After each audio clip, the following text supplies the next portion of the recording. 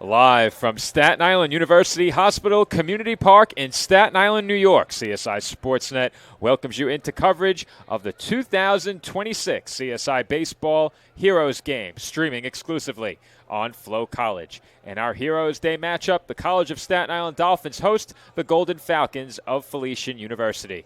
Good evening, everybody. My name is Joe Foreman, joined on the call by Nicholas Pavona, and this is the McDonald's pregame show. McDonald's is our scoreboard sponsor here at the College of Staten Island, and they bring you our pregame coverage ahead of every CSI Dolphins home game. And Nick, Heroes Day has been the most important date on the schedule for CSI baseball during the past 4 seasons. And tonight, the Dolphins will honor Steve Sosa, Anthony Varvaro, Coach Rob Grabowski, and Gordon Rugg ahead of first pitch against the Golden Falcons. Yeah, pleasure to be here once again, Joe, for this festivity. Of course, a different site for this festivity here this year, but couldn't have asked for a better night here on Staten Island. The weather is a little bit chilly on the chillier side, but still should be some great action here tonight between the Golden Falcons and the Dolphins. Of course, CSI coming off that trip this past weekend in Queens, and I'm sure we'll talk about it a little bit, Joe, about what the Dolphins have left in terms of their conference schedule the rest of the way, but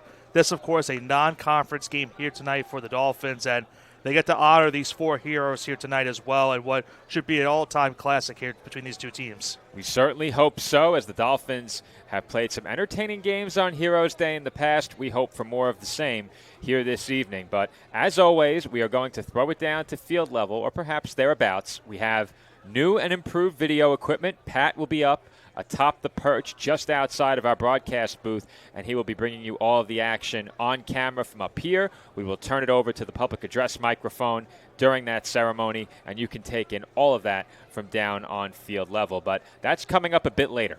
In terms of where the Dolphins stand entering the night, Nick, it was a weekend series against Queens filled with highs and lows. The series began with a pair of Dolphins wins on Friday and in the first game of Saturday's doubleheader. But after that, things took a turn for the worse from there. The Dolphins saw a late lead get away in Game 2 on Saturday, and then they lost both the completion of a suspended game and the regularly scheduled 9-inning game on Sunday. Now on the outside looking in when it comes to conference playoffs, I think tonight presents the team with a good opportunity to bounce back in front of plenty of home fans as they look to build momentum into the final 8 games of the regular season. Yeah, and that's just it, Joe. You're trying to build momentum in the stretch of this season with, you're down to these last couple games of the year, but you need to figure out some ways to get some momentum before you end this season. And I think when it comes down to it, I think for this team, if you can pick up the win here tonight, you then look at the remaining schedule for the rest of the way. Upcoming this weekend, they go to Dobbs Ferry to take on Mercy in a 4-game series. And then they end the year at Malloy in another 4-game series. 8 games left. They're still not mathematically eliminated right now from postseason competition. But if you can get a win here tonight, at least helps you build that momentum going into this weekend. And if you get some momentum in this upcoming weekend, then maybe you can carry it over next week as well. Dolphins have a very tall task in front of them if they are going to make a push to the postseason, but if we've learned anything about this CSI baseball team, it's that you can't count them out. On the other side of this matchup, the Golden Falcons come in 6 games over 500 and 15-12 in conference play, but they have a very busy week coming up beyond tonight's game. They are in action for a conference doubleheader against Dominican tomorrow, followed by a Saturday doubleheader against Holy Family and one more single game against the Tigers on Sunday. The Dolphins are also in action this weekend, but they will have tomorrow and Thursday off before they visit the Mavericks for 4 games this weekend. However, we'll talk a bit more about that later as we are going to turn it over to public address announcer Joe Calabrese for our 2026 Heroes Day ceremony.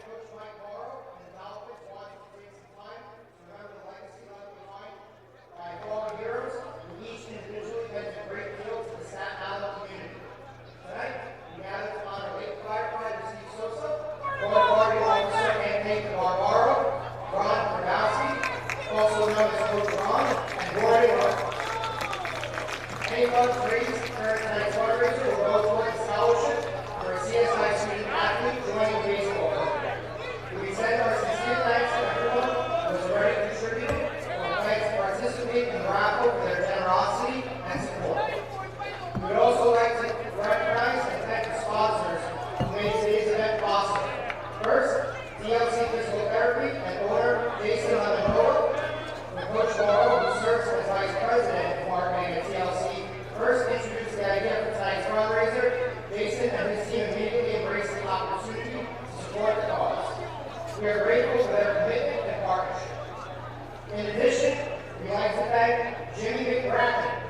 CSI alumnus and owner of Jimmy Mack's Italian Restaurant and Pizzeria for his continued support of CSI athletics, as well as our extended appreciation to Teddy Atlas for his generous donation, and to John Barbieri Legal Defense Company for his support of this year's Hometown Heroes Day fundraiser.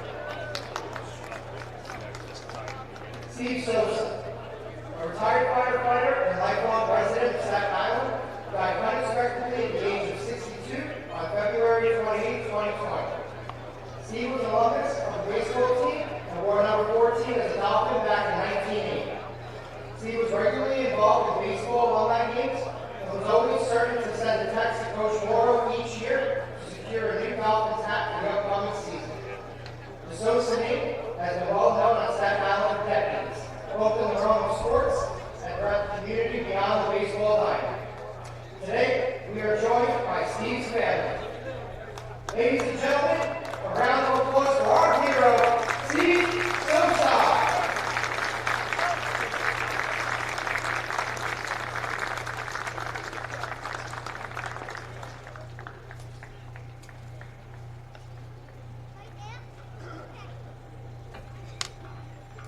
Anthony Barbaro, a local Staten Island baseball legend who attended Curtis High School and St. John's University, pitched in the major leagues for the Seattle Mariners, Atlanta Braves, and Boston Red Sox before becoming a Port Authority police officer. For years, Anthony would come to the CSI gym during the winter to work out with the baseball team in preparation for his spring training. He was always just one of the guys who made everybody around him feel important. During practices, Anthony would throw live BP to the batters to give student athletes a chance to hit against a major league pitcher. Gestures like this left memories that are priceless to those who experience them. Anthony also served as the president of Sub Harbor Little League and did many speaking appearances for anybody who likes. On September 11, 2022, Anthony tragically lost his life in a vehicular crash on his way to work. Today we are joined by Anthony's family. Ladies and gentlemen, our hero, Anthony Barbaro.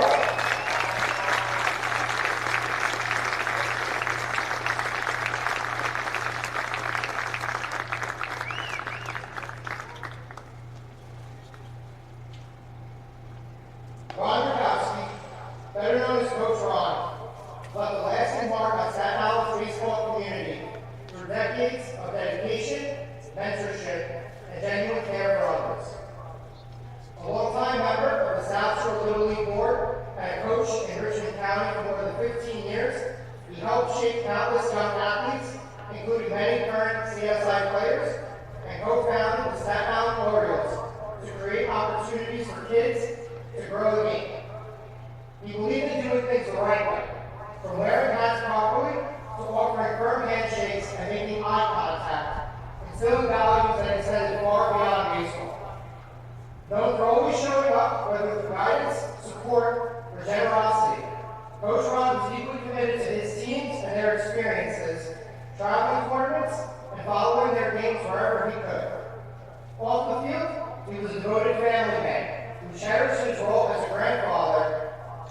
To those who knew him, he was more than a coach. He was a role model whose impact will be felt for generations. Today we are joined by Ron's family. Ladies and gentlemen, our hero, Ron Grabowski.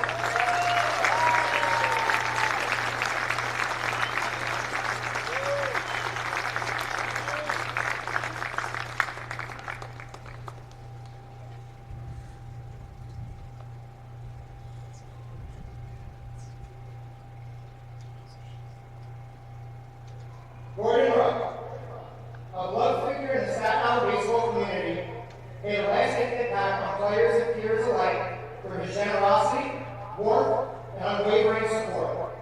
A longtime high school coach, he was dedicated not only to developing athletes, but also to shaping respectful, well-rounded young men, balancing his passion for the game with a deep commitment to his family and work. Known for his ever-present smile and genuine care for others, Ruck earned the admiration of umpires, coaches, players, and opponents alike. His legacy lives in the countless lives he touched, making him a fitting honoree for tonight's Hometown Heroes game. Today, we are joined by Gordon's family. Ladies and gentlemen, our hero, Gordon Rock.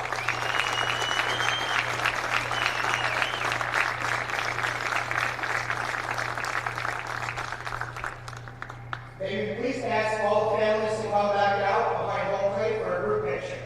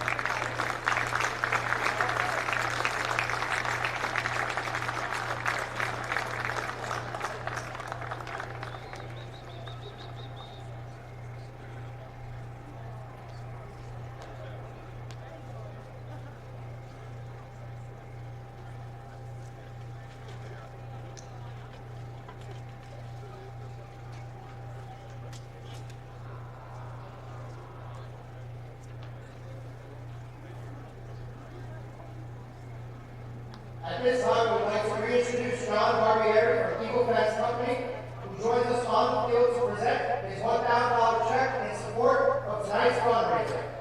We thank Barbieri and his company, alongside TLC Physical Therapy, for their continued support of our heroes and CSI Athletics.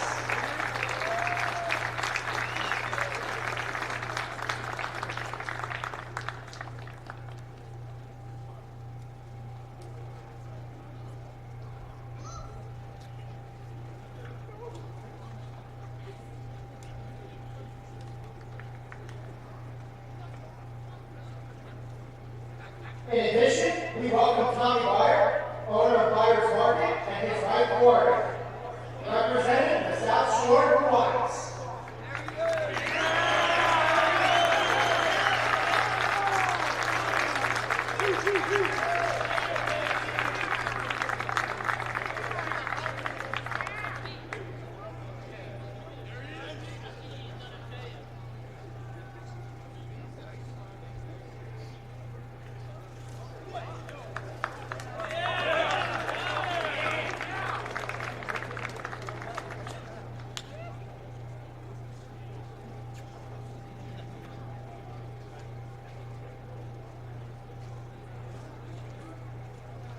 Hi. First of all, thank you all for coming tonight. Really appreciate it. There's just a couple of thank yous I want to say before we get started. I know it's ice cold out here, so I really appreciate you guys coming down. I want to thank Chris Langdon, number one, and Felician University for coming down. It goes beyond than being here tonight. They have two huge games tomorrow and conference games coming up, and they literally should not be here playing. And when I called Chris, and I said, look, I understand if you can't play and we'll just figure something out. He absolutely said we'll be there no matter what. He said, this means a lot to him and stuff. So thank you so much. Chris, you're right. Thank you so much, buddy. You know how I feel about you. I want to thank the families for coming in today. I want to thank the two families that have joined us.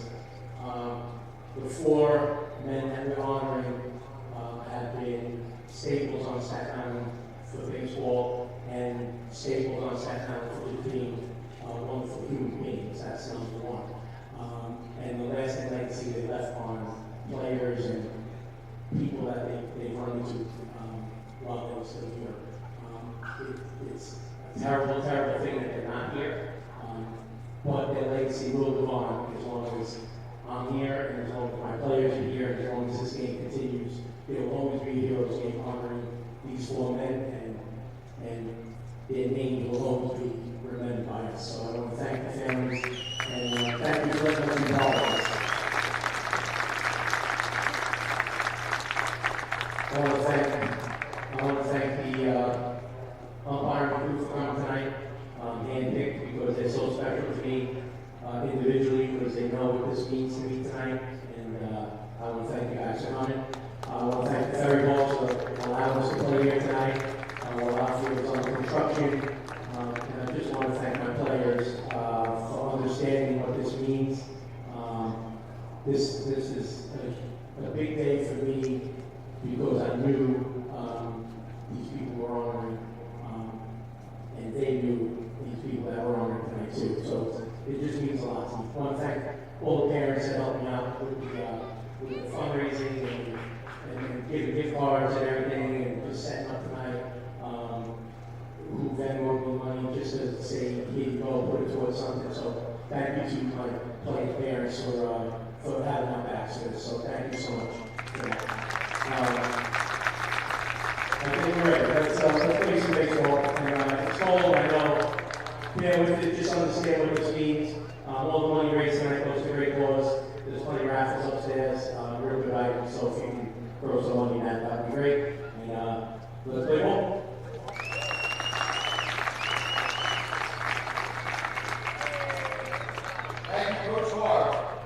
Going out tonight's ceremonial first pitches are members of each of the four families of our heroes.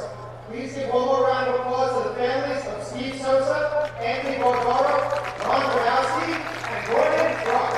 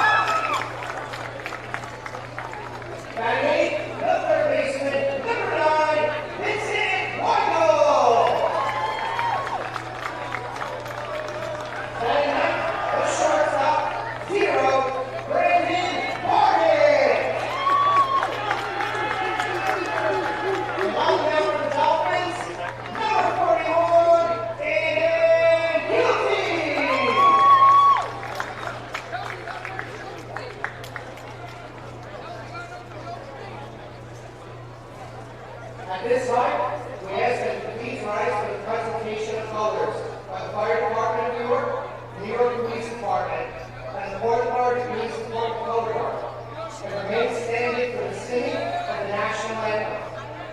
Tonight's anthem will be performed by firefighter Luwak.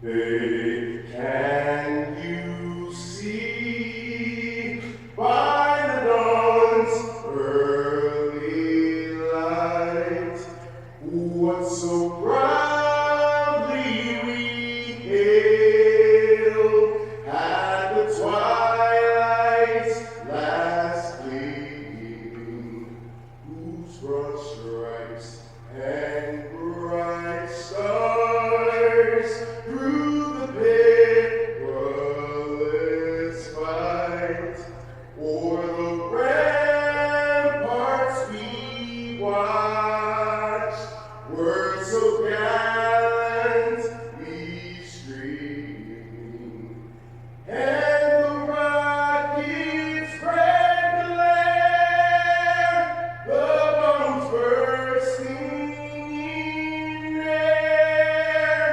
gave proof through the night that our flag was still there. Oh, say does that star-spangled banner yet wave o'er the land of the free and the home of the brave?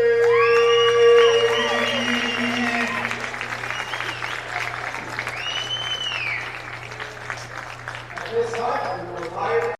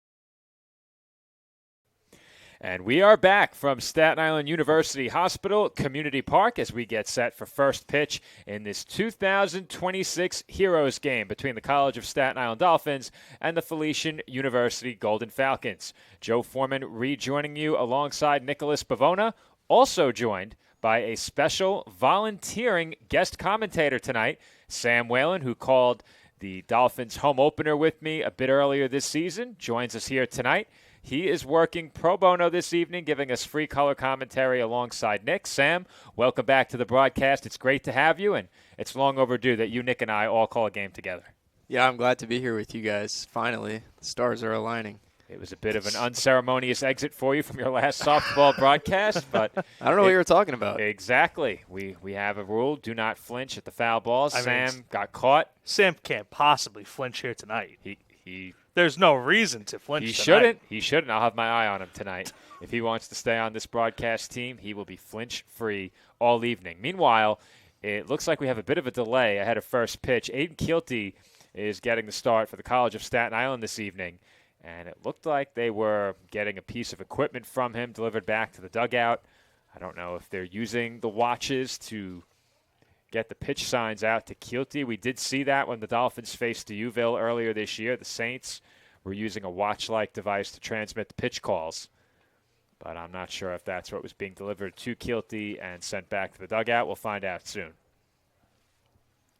Meanwhile, we'll get you the starting lineups. Nick, you eyeball the Golden Falcons. I'll very quickly run through the defensive alignment for the Dolphins. In the field for CSI, first to third, Romance, Flashner, Bardick, and Weigel. Left to right in the outfield, Waterman, Vera, and Kehoe. Behind the plate, Ryan Ortega. And, of course, on the mound, Aiden Kilty. A big star, of course, for Kilty here tonight, guys, with the, special, attraction here for this game, but also the Dolphins, of course, wearing the special uniforms on this evening as well. First pitch of the game out of the zone, ball one, and we are underway from Staten Island University Hospital Community Park. This is the fourth annual CSI Baseball Heroes game. The 1-0 pitch on the way. Outside, and very quickly it's a 2-0 count. 1 through 9 in the batting order for Felician: Walters, De La Cruz, Bresniak, Curry, Sanchez, as we await the 2-0 pitch from Kilty. And that's on the outside corner for a called strike, 2-1. Behind Sanchez is David Medrano, DeAngelis, Skrivanik, Espinal, and on the mound will be Nick DiMartino. We'll get our first look at him in the bottom half of the first inning. Gotta say, a little bit tough for me right now, having to lunge over to see the umpire behind Nick, the plate. Your seat is rather low. You'll have to trust me or use the screen. That pitch in for a strike, full count, 3-2. That's criminal if you're watching the game on the screen at the game in the booth that overlooks the game. I have a little bit of excuse, at least, if that's the case. But, yeah, I do agree with you, Sam. I would rather watch it in person. It feels like when you're at a baseball game, someone just missed on the outside corner for ball 4. Okay. So I have another question for both of you. Each of you can answer one at a time as the leadoff walk is issued to Walters. You're at an MLB game. You purchase seats in the all-you-can-eat club section, which are underpriced when the teams are very bad, a.k.a. the Mets. Wow. Yeah. Hey, I could have said the Yankees, but, the Mets are on a record losing streak right now. So the Mets, if you watch the game from indoors to escape the cool weather, are you depriving yourself of the ballpark experience? I think I would, get through the elements. I would still watch outside. You'd brave it outside? What about you, Sam? I would still brave it. I think it depends on the ballpark. Okay. If the experience is still a positive one, wherever you go, then I don't think you're depriving yourself as long as you're still inside the stadium. If I'm warm, I am quite all right with it, but we had some disagreement among our party regarding that. Count 1 ball and 1 strike on Luis De La Cruz. Now, who's the disagreement from? I prefer not to say. Okay. In which case, you should be able to figure it out. I think I could put 2 and 2 together. Yeah. 1 ball and 1 strike, the count on the Golden Falcons' designated hitter, and he sends one foul. Not chasing that one. That went all the way out of the stadium. Why don't you go get it, Nick? Nope. I'm good. Sam wants the color commentary position all for himself. My foul ball running duties from Little League are far behind me. Sam has some big races coming up for CSI Track and Field. Indeed. But we could save that for later. It's a little early. All right. We got a whole 9 Still the innings. first inning. You have to keep in mind, Sam, we don't have many broadcasts left. It's true. I think we're down to 3 after tonight. As they'll check on the runner at first, we have each of the next 2 Fridays, baseball hosting their home games at Mercy and Malloy. We cover a pair of doubleheaders, the first of which will be baseball senior day. Runner going on the pitch as that's lofted into shallow left center field, down for a base hit. Vera cuts it off deep in the gap. Walters is being waved home as the ball was bobbled. Vera gets it into the cutoff man, but the bobble does allow De La Cruz to take third, and it's an RBI double and an advance on the error for the Golden Falcons designated hitter. Early on, it's 1-0 Felician. It's a well-executed hit and run right there for the Golden Falcons, guys, and they worked to perfection. We saw a little bit of that earlier this weekend as well when we were at Queens, but into the gap, and you mentioned it as well with the bobble out in left center field, allowing De La Cruz to go all the way to third base. He gets an RBI double and advancement on the error.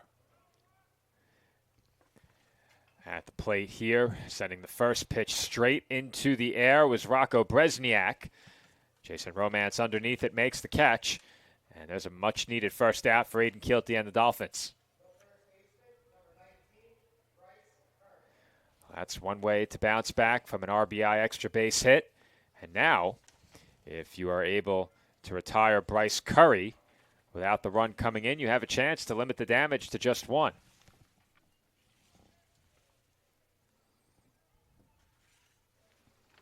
First pitch to Curry in for a strike, 0-1. Any relation to Steph Curry? That I don't know. I would presume no. That one fouled straight back, and fortunately well beyond our camera. Now, the question is Sam familiar with the moment when we mentioned one of the Lions sharing a name with former Royal? Former and Royal condensed into a single word. You're fired, former Nick. Royal. That's right. Former Royal Mike Sweeney. We got to be able to make fun of our own mistakes. Unless they're my mistakes, as that's fouled away. Sam is in the know. He is well aware. Now, fun fact. Wait, so what's this for? Basically, Former Royal. long story short, a player on the Lions named Mike Sweeney. I asked Joe if there was any relation to former MLB player from the Royals, Mike Sweeney. Joe had answered it at that point in the game, and then later on in the game, he asked me the exact same Later on question. in the second game, I mentioned it again as if the conversation It might never as well have happened. been the same game. Now, I don't know if you saw where that last foul ball landed, Nick, but remember during our last game I mentioned using my hat to catch a foul It was ball? in that section. It was in the top corner seat of that section that juts out a bit further down the right field line. Edge seat right at the top. I thought I was cool sitting in the last row. I always do that. Back of the bus. Cool kids.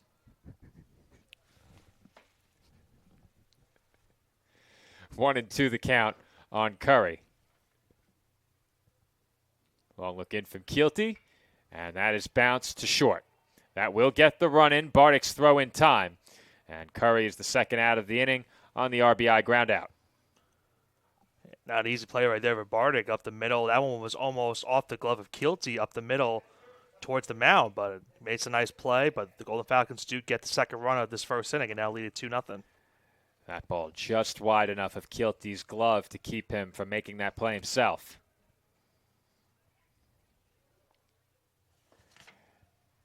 At the plate here, Yasier Sanchez. And that's taken low and away, ball 1. I must say, this is a great roster with pronunciations. All in one place. If you flip, Nick, every name with the full pronunciation. I only have the one paper. You only have page 1. Yeah. Wait a minute. Let me see the back side of that. Okay.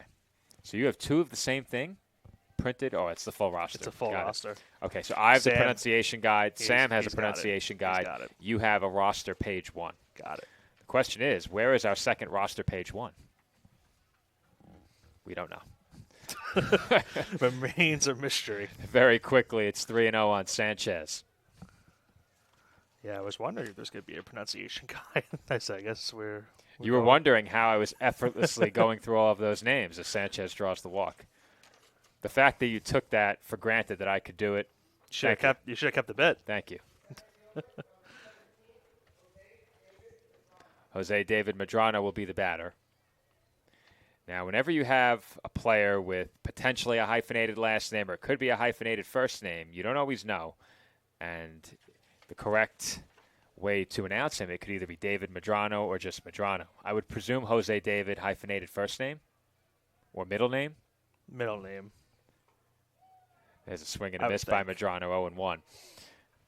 I believe that's his first name, Jose David. Correct. Well, the roster page sometimes gives that clarity, sometimes it doesn't. If you go on the back end, you can always find out. Right. It's an 0-1 count on the Golden Falcons center fielder, and he takes high.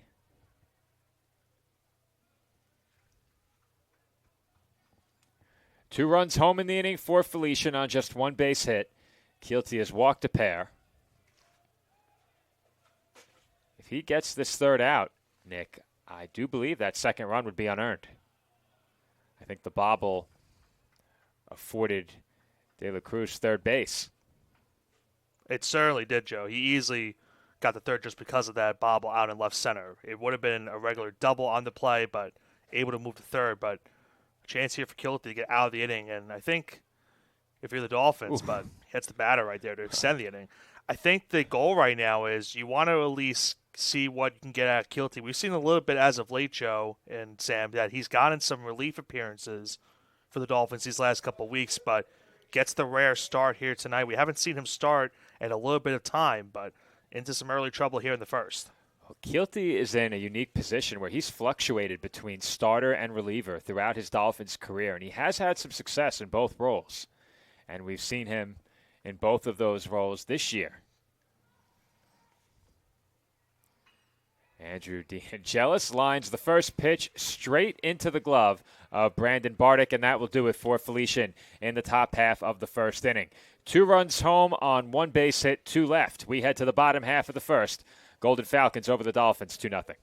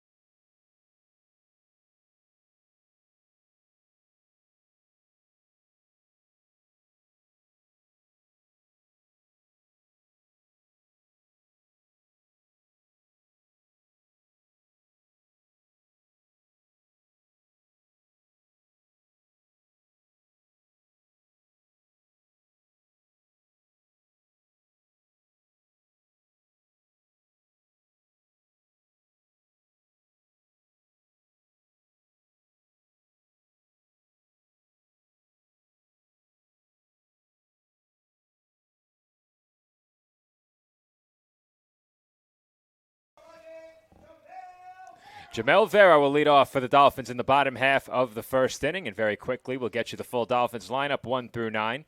Vera in the leadoff spot, followed by Flashner, Romance, Kehoe, Hunter, Waterman, Ortega, Weigel, and Bartik. Aiden Keelty, of course, on the mound for CSI, getting his first action in the top half of the first inning. And as we got you lineups, we did not get you Aiden Keelty's numbers. We'll do that during the next half inning. Nick, I think you have the numbers on the other side for Nick DiMartino. I will get you those in just one moment. You may have to sort that by number.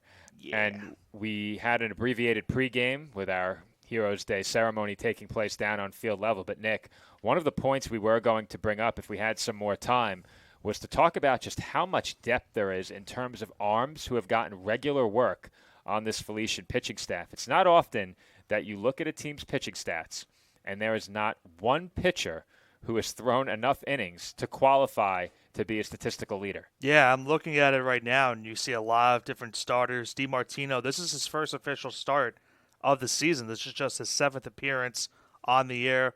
Only has pitched 5 2/3 on the season, 5 hits, 2 runs, both earned 3 walks, 5 strikeouts, with an ERA of 3.18 on the season. Count 2-2 on the Dolphins center fielder Vera. And that is ripped foul into the Golden Falcons bullpen. Well, you get the sense, Nick, that with Felician playing a conference doubleheader tomorrow, and to their credit, they kept this game on their schedule regardless. Dolphins head coach Mike Morrow was very appreciative of them doing that, as we heard during our pregame ceremony. But you would suspect that with plenty of conference baseball, and for the Golden Falcons, it's very meaningful conference baseball left to be played. I don't think you're going to see many arms get a long stint in this game. And if they do, it may be just the starter who goes a very long way, and then they don't use him again during that series of conference games. Yeah, it certainly could be. And you mentioned a lot of games for them upcoming this weekend as well. The doubleheader tomorrow especially. And there's a leadoff hit for the Dolphins as Vera dumps one into center field. And he's thinking 2.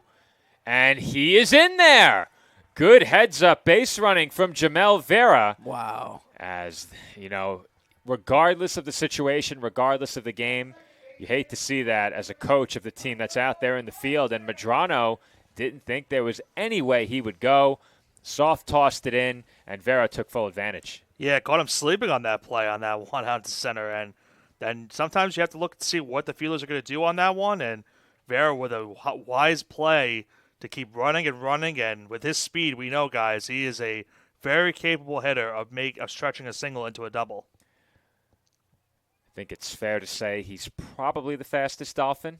Hopefully I'm not slighting anybody. What do you think, Sam? You know speed. That was a good joke. Not the fastest Dolphin on the baseball team, Sam. Oh. Sam. Definitely. Okay. It's a close one between him and He Flash got really offended there for a He second. really did. He was very upset by that.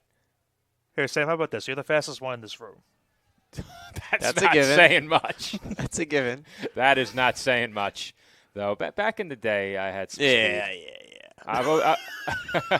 Not track athlete speed, Sam. Oh, boy. At the really plate, Michael Flashner.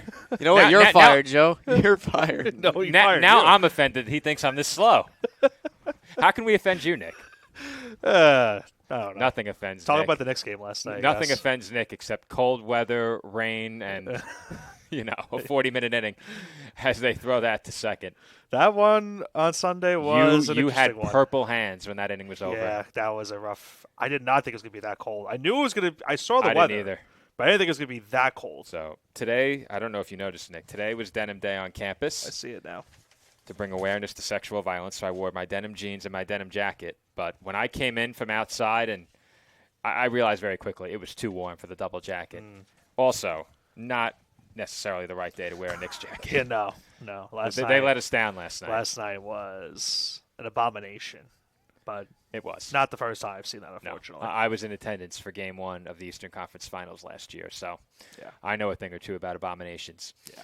2-2 the count on Michael Flashner. Vera in scoring position at second, and that is outside for ball 3. Do you have a basketball team, Sam? Nope. He does not. Probably I could have San answered Diego. that for him. Probably for the best. Padres had a win streak halted recently, but a very good start for them. I am not hopeful. Not hopeful. I know better. There's a soft grounder to second. That will move Vera up to third, and they throw out Flashner for the first out of the inning. Flashner worked a really good at-bat just now. Full count, fouled some pitches off, moved the batter, productive. Yeah, I would say between him and Vera in the conversation for the fastest Dolphins on this team, it's pretty close in my opinion between those two. If you look at the stolen base numbers on the year, they would tell you that same thing. Well, we could put Sam on the spot for real if we ask him who the fastest person on the track team is. He just smiled. On the record. It's on the record, Sam. Let's You can defer. You can choose not to answer. Okay. plead the fifth. There you go. How many individuals are in the conversation? 1.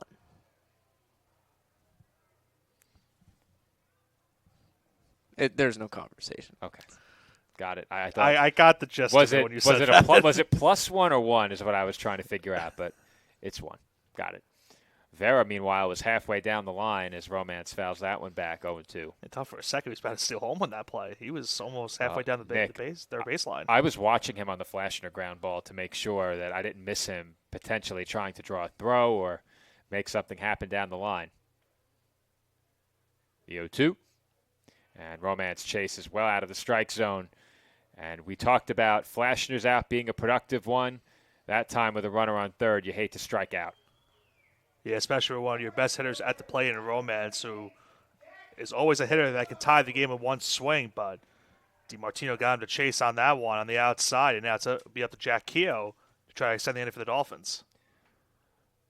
Well, Kehoe has really had a strong second half. He got off to a fine start, was hitting around the 300 mark, but he's bumped that average up over 50 points now, hitting 360 and moved into the cleanup spot.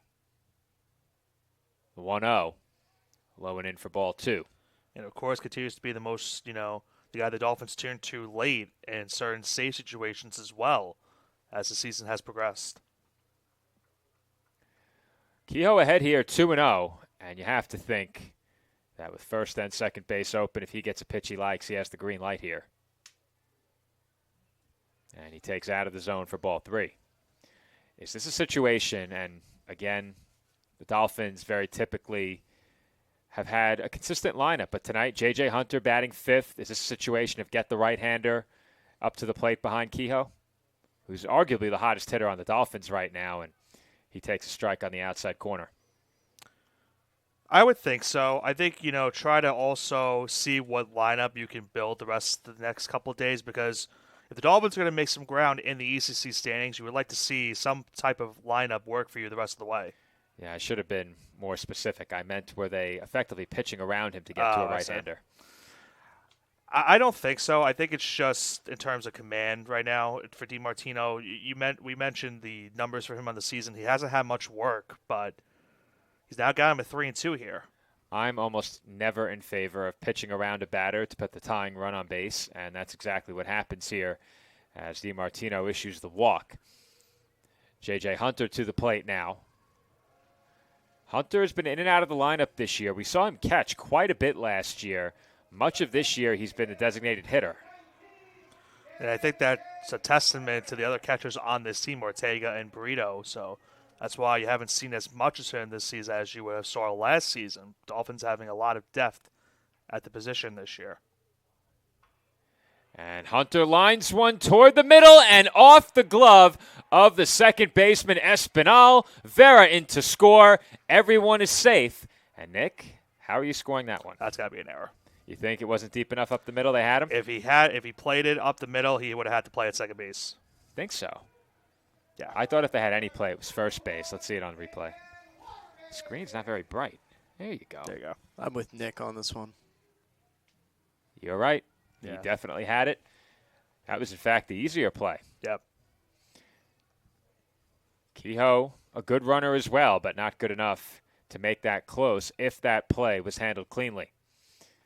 Jaden Waterman to the plate, takes a big swing and comes up empty, 0-1. We got to see his brother Bryce this past Sunday as well. We did. Bryce was at the game. He also braved the elements. And I think he was there until the very end. I would say that is probably the worst weather we've called a game in a very long time. I can't remember And effectively, it would be recent memory. Yeah, it'd be effectively the only game we've covered that the game was called after 5 innings. Well, I haven't seen that. I don't think I've ever covered a game that was stopped. Yeah, I don't think so either. You know, I did cover a doubleheader that was stopped. It was stopped after the first game. It was a senior day doubleheader. I believe it was in the 2022 baseball season, as Waterman hits one well deep to center field, but he got under it just a bit, and Madrano was there to make the catch. That will do it for the Dolphins in the first. They get a run, they strand a pair, one base hit in the inning, one error for Felician. We head to the second. Golden Falcons on top, 2-1.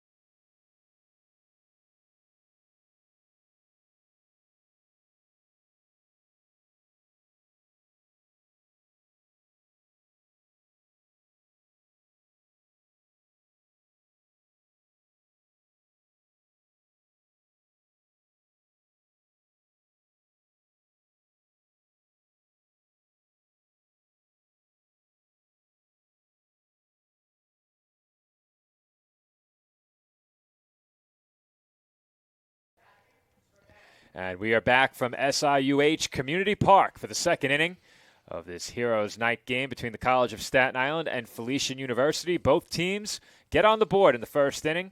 2 runs for the Golden Falcons in the top half, and 1 for the Dolphins in the bottom half. CSI now trailing by 1. And Nick, we did mention that for Felician, with a pair of big conference games coming up tomorrow, they might use plenty of pitching this evening for 1 inning. The Dolphins look like they're going to use the same approach. Ryan Fiore into the game, and there is action in the Dolphins bullpen. Yeah, I tend to think you're going to see this a lot here tonight. A couple of guys getting, at least for both teams' sake, a 1 inning of relief of appearance. And for Fiore, this will be his number 14th appearance of the season in this game. That pitch low and away. His Count numbers, 1-1. His numbers on the year: 13 and a third of innings pitched, 11 hits, 13 runs, 10 earned, 5 walks, 12 strikeouts, with a 6.75 ERA. And opponents hitting .220 against him on the year. Well, we promised those numbers for Aiden Keelty, and Keelty's no longer in the game as Fiore sends one to the backstop. Well, it's no mystery, Nick. When Dolphins pitching has struggled, it's been because they've had trouble finding the strike zone. And I think if there's anything that's encouraging, it's that oftentimes opposing teams have not necessarily slugged the ball against them. It's been the command issues that have put pitchers behind in counts. And once you're behind in counts, that's when those big swings really hurt you. That one fouled away. Yeah, it's been a mixture of walks, hit by pitches. We've seen a couple already so far in this game, but that's been some of the things that have been going wrong for this team over these last couple of weeks, and unfortunately for them, it's cost them a couple of big games in the ECC this year. Well, Sam knows a thing or two about speed when they've issued those free passes, whether it be a walk or a hit batter. Something else that's really hurt them is teams been very, very willing to run against them.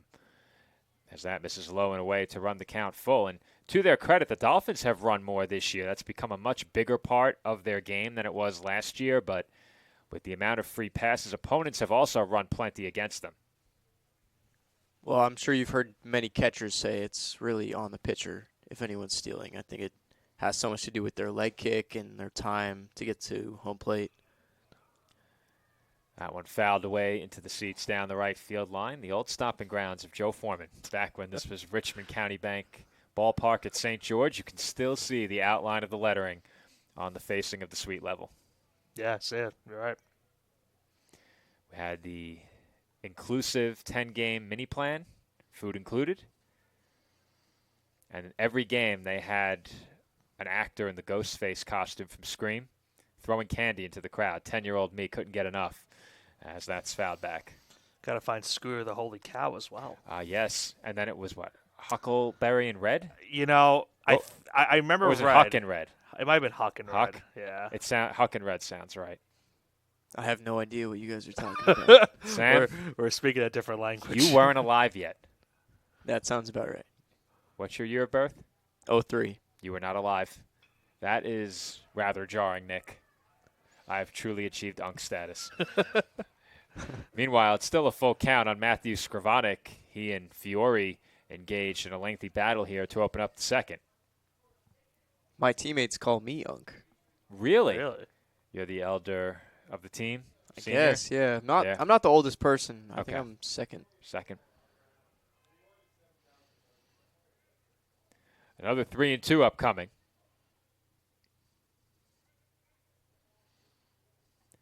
And Scrivanik was nearly hit by the pitch. And there's another.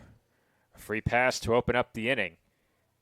And this is how the Dolphins have gotten themselves into trouble. Yeah, it was another good at bat. A couple of pitches fouled off into the seats and almost got hit by the pitch, but he's able to work the leadoff walk here in the second.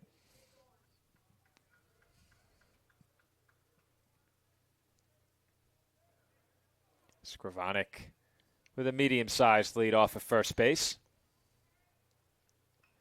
And a bunt is pushed up the first baseline. Romance will apply the tag. And Jeremy Espinal is retired, sacrifice successful. And Scrivanik moves up into scoring position at second.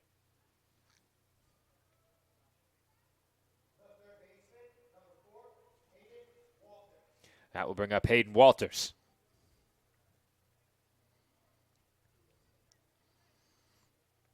Now, this is an interesting thought about this, Joe. I just thought of this now. So you and I, of course, have called a lot of games this season with runs, but you and Sam had arguably the two lowest total runs scored in two games Easily. earlier against Columbus. Easily. So what are we going to get tonight?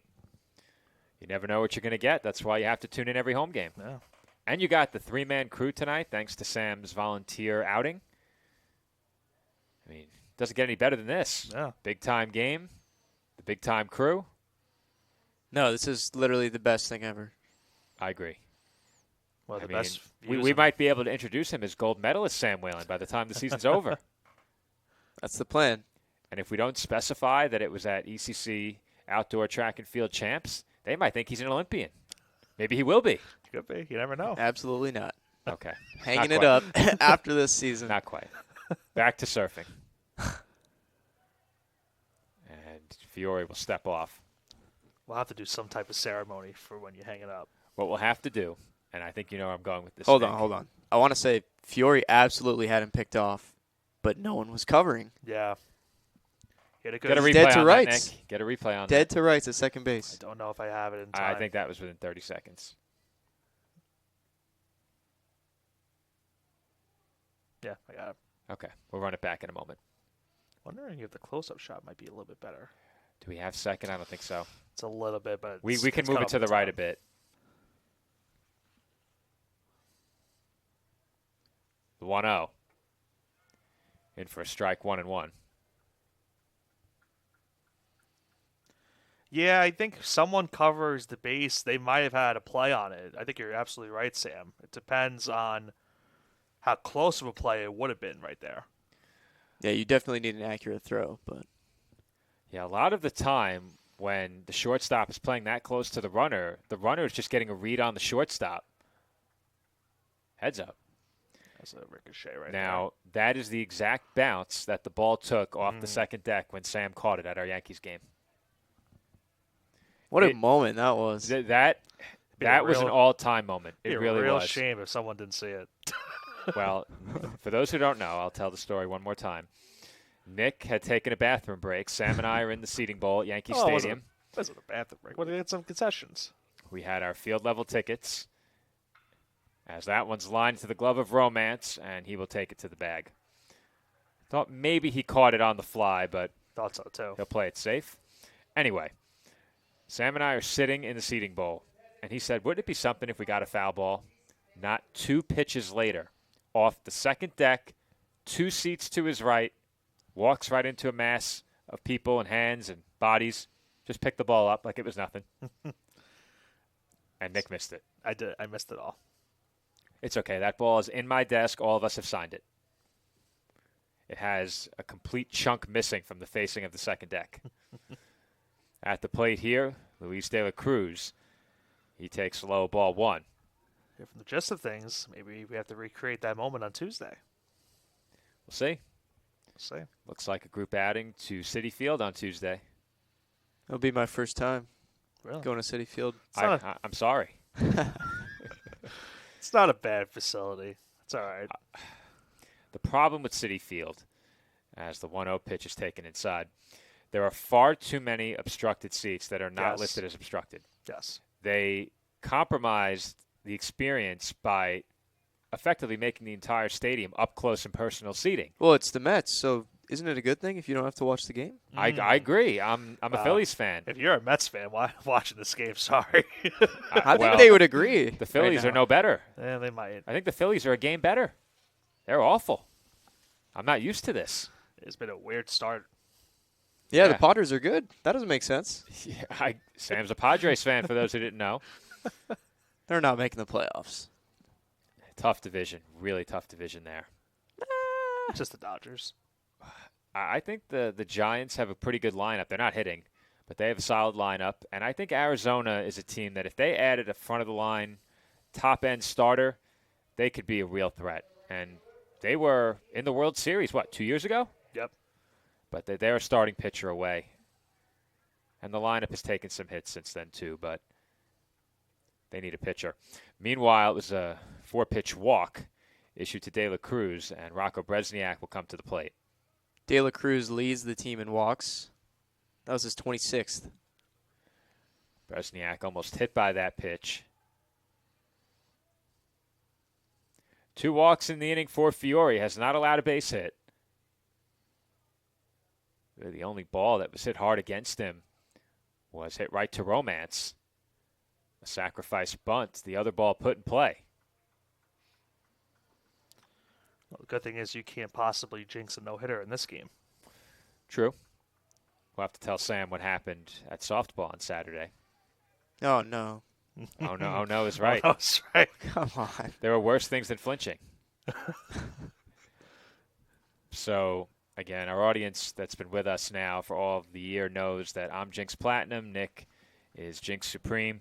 We had a no-hitter at softball on Saturday. Marina Grenier went into the ninth inning. Let's hope not. Went to the 7th inning. There you go. With a no-hitter. Has the 3-0 pitch, misses ball 4. That's back-to-back walks issued by Fiore, and the bases are loaded. 8 straight on that for Fiore. He's missed with the last. So, Grenier, no-hitter, going into the 6th. Man. 7th. The 6th and the 7th, but the 7th. I mentioned it in the 6th. I mentioned it in the 6th. He did mention it in the 6th inning. So I was correct, Nick. I mentioned it for the first time. My rule is the 2/3 rule. Once you're 2/3 through the game, you can mention it. So we were through 4, 2 innings to go. I mention it. Grenier gets through the 6th, comes out for the 7th. She's 1 batter away from the no-hitter and gives up a hit. She found me after the game, accusatorily asking me if I said something. She knew. My entire crew outed me. We all agreed that it was Sam. There's a called strike to Bryce Curry. 0-2. And to clarify, not you, Sam. Yes. Yeah, we all agreed it was our associate AD for communications, Sam Flecker, who jinxed the no-hitter. But somehow it was definitely Stephanie. They have to stick together, you know. She's loyal. I'll give her that. The 0-2. Bounce toward the middle. Bardick won't get there, and it's into center field for a base hit. 2 runs in to score, and Felician now leads it 4-1 following the 2 RBI single by Bryce Curry. Yeah, good piece of hitting for Curry right there. And this has really been the unfortunate stance for the Dolphins this season, Joe. You mentioned the walks on the air. Fiore issuing a couple of walks in this inning and then allows a 2-out base hit with 2 strikes. And that's just been some of the unfortunate breaks the Dolphins have had all season long. When you walk 3 in an inning, Nick, it's very rare you escape that unscathed. It just doesn't happen. To the plate now, Yasier Sanchez, and he crushes one out to right center. Long run for Vera, and he will play it on a hop. 1 run in to score as the throw is off Bardick's glove. Fiore there to back up. And it's an RBI single for Sanchez. Felician now in front 5-1. Sanchez crushed that one, as you mentioned, too, into the right center field gap. And once again, the Dolphins also with trouble with 2 outs for this season as well, getting that final 3rd out. But then he continues for the goal of the Falcons. Now a 5-1 lead here in the second. Jose David Medrano to the plate. Runners on the corner, still 2 outs. Not exactly sure what's going on with the scoreboard. This scoreboard has been a menace every time we come here. Each half inning reflects the score correctly, but it still says it's 3-1. You know, I thought I was going crazy. I thought it said 3-1. It did. Okay. It did. And it does. 2-0 the count on Medrano. I was questioning my eyesight. I think it's because the system in there is not sidearm system, or not the sidearm system, the Daktronic system that we're used to. And I think they told us that pregame, but I don't remember if that was what they said was something was different from last year or something else was different from last year. This scoreboard has been really playing diabolical tricks on us for the last, 3 seasons? Yeah. Meanwhile, it's 3-0 on Medrano. A walk here would load the bases, and that is ball 4. As Felician breaks this open, I want to go back to Curry's at-bat because Fiore had just walked 2 consecutive batters, 8 balls in a row. He's finally finding the zone with 2 outs, 2 strikes, gets the ground ball he needs, and there's just no one there. It's right up the middle. And that is part of the unluckiness in baseball. That's baseball, as Bud Black would say. The old seeing eye single. I like a good old Bud Black reference. I like that, Sam. I like that. Padres legend. The 2 of you much more students of the game than I am. That's why you guys are the color commentators, bringing the insights. I don't know if we have enough broadcast for all of your insights tonight with both of you here. It's a 1-0 count on Andrew DeAngelis, and he sends one into the left field corner. That will bring home 2, maybe 3. And getting to it quickly and making sure that only 2 come home was Waterman.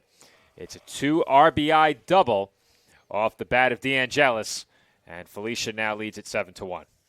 Let's talk about Felician's batting order. They are a pretty legit squad. I mean, they are 24-18 on the season. They have tons of guys who hit multiple home runs.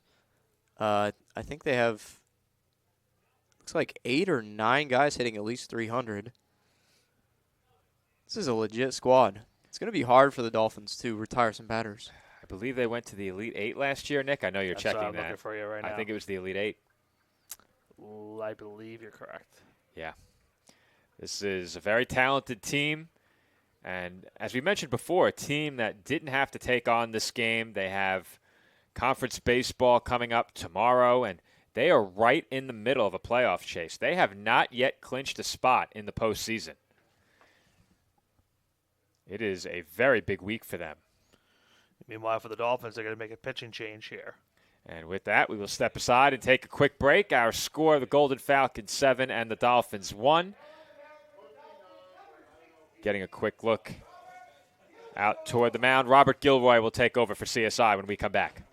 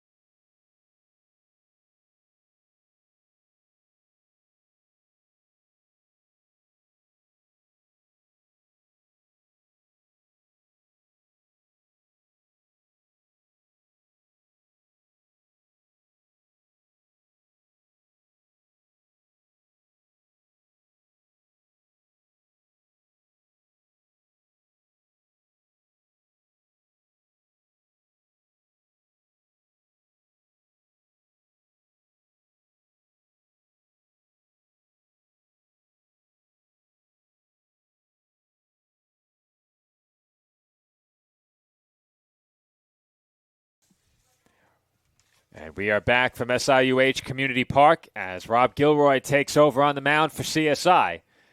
5 runs home here in the second inning. Felician now leading 7-1. First batter that Gilroy will face is Matthew Skrivanik. Skrivanik walked his first time. 0-1. Swung on and missed. It got away from Ortega, but not enough to think about it.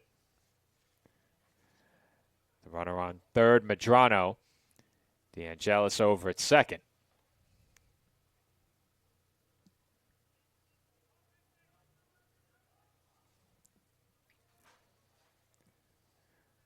Quickly a 2-strike count on Skrivanik.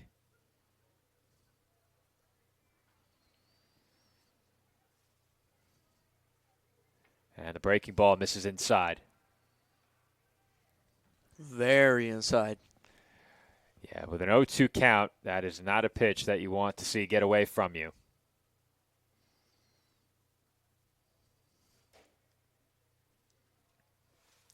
The 1-2, hit him. And that is a painful one. Skrivanik took that right to the ribs. Things look promising out of the pen for Gilroy, but he loses Skrivanik to the hit by pitch. Very good, Joe. Announcing Jeremy Espinal as 0, not number 0. So we like to hear. Lou would have been taking over a public address if he did that. Yeah, Joe would have been relegated to foul ball duty if he made that mistake. Also, I wanted to talk about the mistake that was made in the Knicks game last night. Yeah. After this at bat. Maybe after this pitch. It's very short.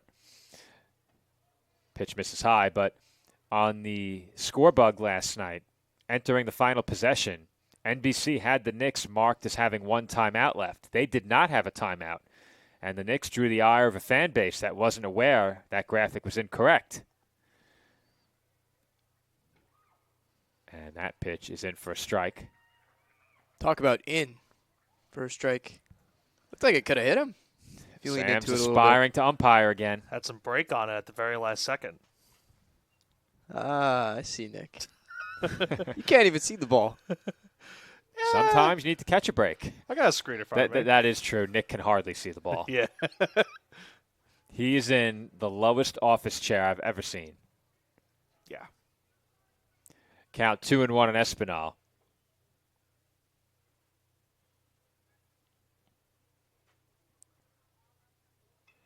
And the 2-1 is popped up. Who's got it? Gilroy does. And that will do it for the Golden Falcons in the second inning, but not before 5 runs come home. Dolphins now trail 7-1 as we head to the bottom half of inning number 2.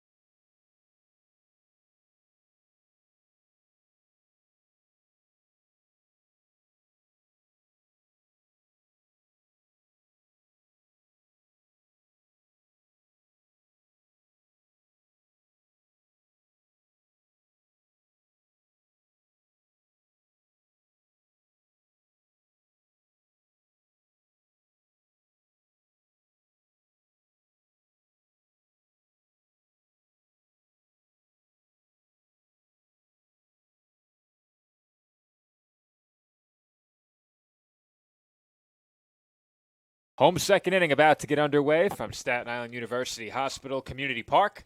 Dolphins trail 7-1. And there's a shot deep to left center field off the bat of Ryan Ortega, and that will land off the base of the wall. Ortega racing for second, and he is in standing with a leadoff double. I'm glad you saw where the ball went, Joe, because with that scoreboard in left field, I lost it completely out into left center field, but it's an extra base hit for Ortega on the first pitch of the inning. Well, It bounced off the sign that says, with fentanyl, 1 strike and you're out. There's a PSA courtesy of Sam Whalen. The question is, did you know what the sign said before you read it? No. I didn't think so. I was really squinting there. Okay. Did you regret it about halfway through? No, I thought it got funnier as I kept reading. Okay. I have to admit, I must agree. There is another sign on the wall I hope the Dolphins see. It says, bite back. Well, we won't give the law firm free advertising, but no, yes, of course not. There is a sign that says bite back. There's a bouncer to short. Handled cleanly there, and the throw across the diamond from Skrivanik is in time. Ortega moves up to third, and there's one away in the inning. Try to think of some way to incorporate our own sponsors instead of bringing up different ones. We had the McDonald's pregame show. As always, we have the Buffalo Wild Wings game rewind. I still haven't brought my hoodie on the air. Right. I now have Buffalo Wild Wings branded hoodie, sweatshirt, and basketball shorts. You have shorts now? Yeah, and the Buffalo is in college basketball attire. It looks custom. Okay. I'm a big-time Blazing Rewards member. Please. You can get 10% off with your CSI ID, your Dolphin card, or you can be a Blazing Rewards member, and if you're not dining in, you can score some great rewards on the app. Do you play for the Buffalo Wild Wings basketball team? If there is one, I should be. I have to be one of their top customers. Have to be. I would think we probably all of us are, yeah. The thing is, they get my phone number. Right. I'm a big-time Blazing Rewards member. Brandon Bardick at the plate. There's a swing and a miss, 1-2. And we mentioned it during the previous inning. A runner on third, less than 2 outs. These are runs you have to get home. Dolphins did come through with a 2-out hit in the first inning off the bat of J.J. Hunter.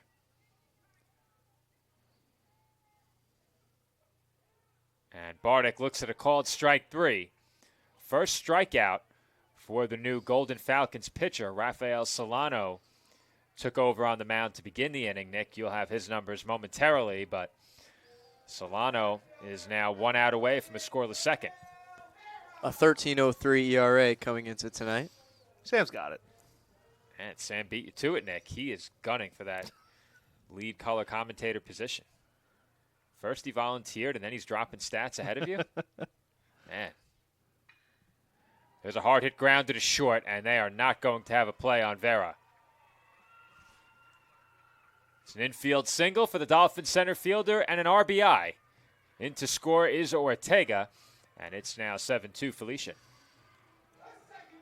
Yeah, you mentioned no chance on this play. Pretty much hit into the hole, past third and short, and even if a play was made, Vera, with his speed, you're not going to get him down the first base line. Dolphins now make it 7-2, and Joe, we saw this on Friday. Dolphins were down 7-1 in that game against Queens. They made it 7-6, and they made that game interesting, and eventually went on to win 14-11. We say it all the time, Nick. You can never count this team out. And there's still a lot of baseball left to be played tonight. I think the big question mark is, where will the scoreless innings come from? Because you're going to need some on the mound in order to get through this game and come back. Michael Flashner at the plate, looks at a strike, 0-1. Outside corner? Was it? You are perhaps the most aspiring umpire I've ever called a game with. Oh, look at Vera just dancing. And I think that there's a chant coming from the crowd telling him to steal.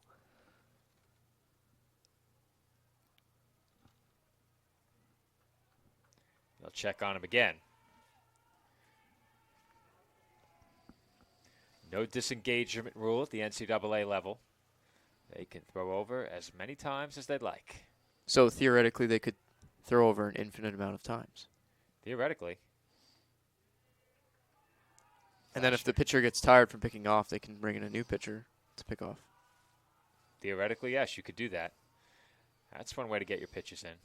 I don't think those are exactly the reps you're looking for. 1-1 the count, and they throw over again.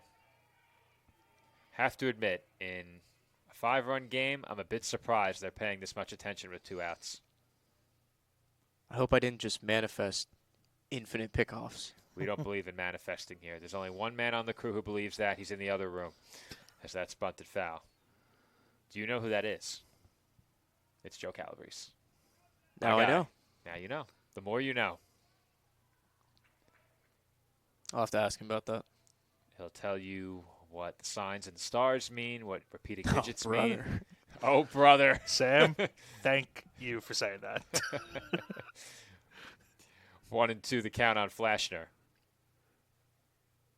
Should mention now that we've besmirched Joe's name a bit. He did a great job tonight leading the Heroes Day ceremony. Did not notice a single hiccup. Is it because he's a Taurus? Is he a Taurus? I have no idea. He was born July 4th. I don't know what that means.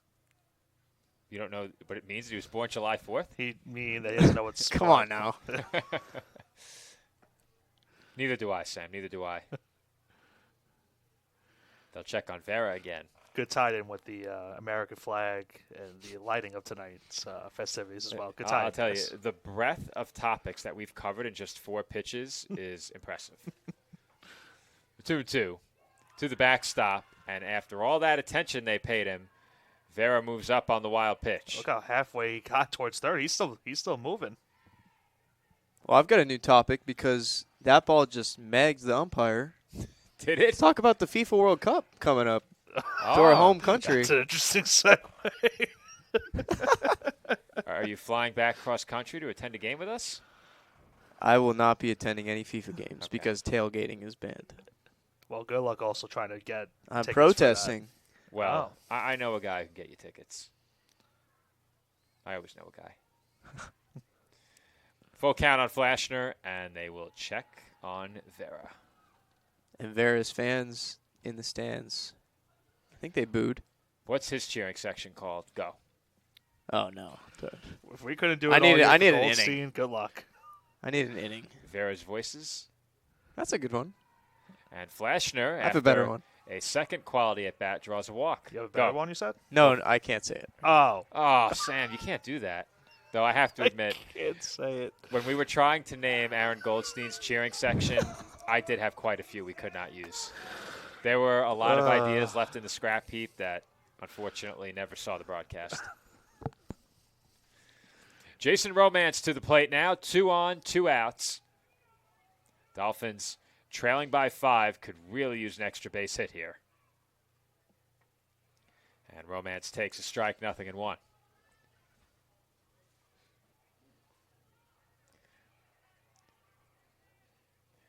Romance 0 for 1, struck out his first time.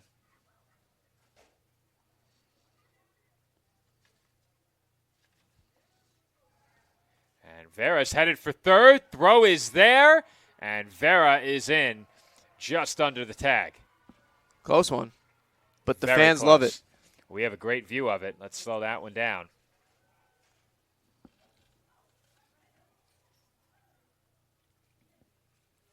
I thought he just beat it.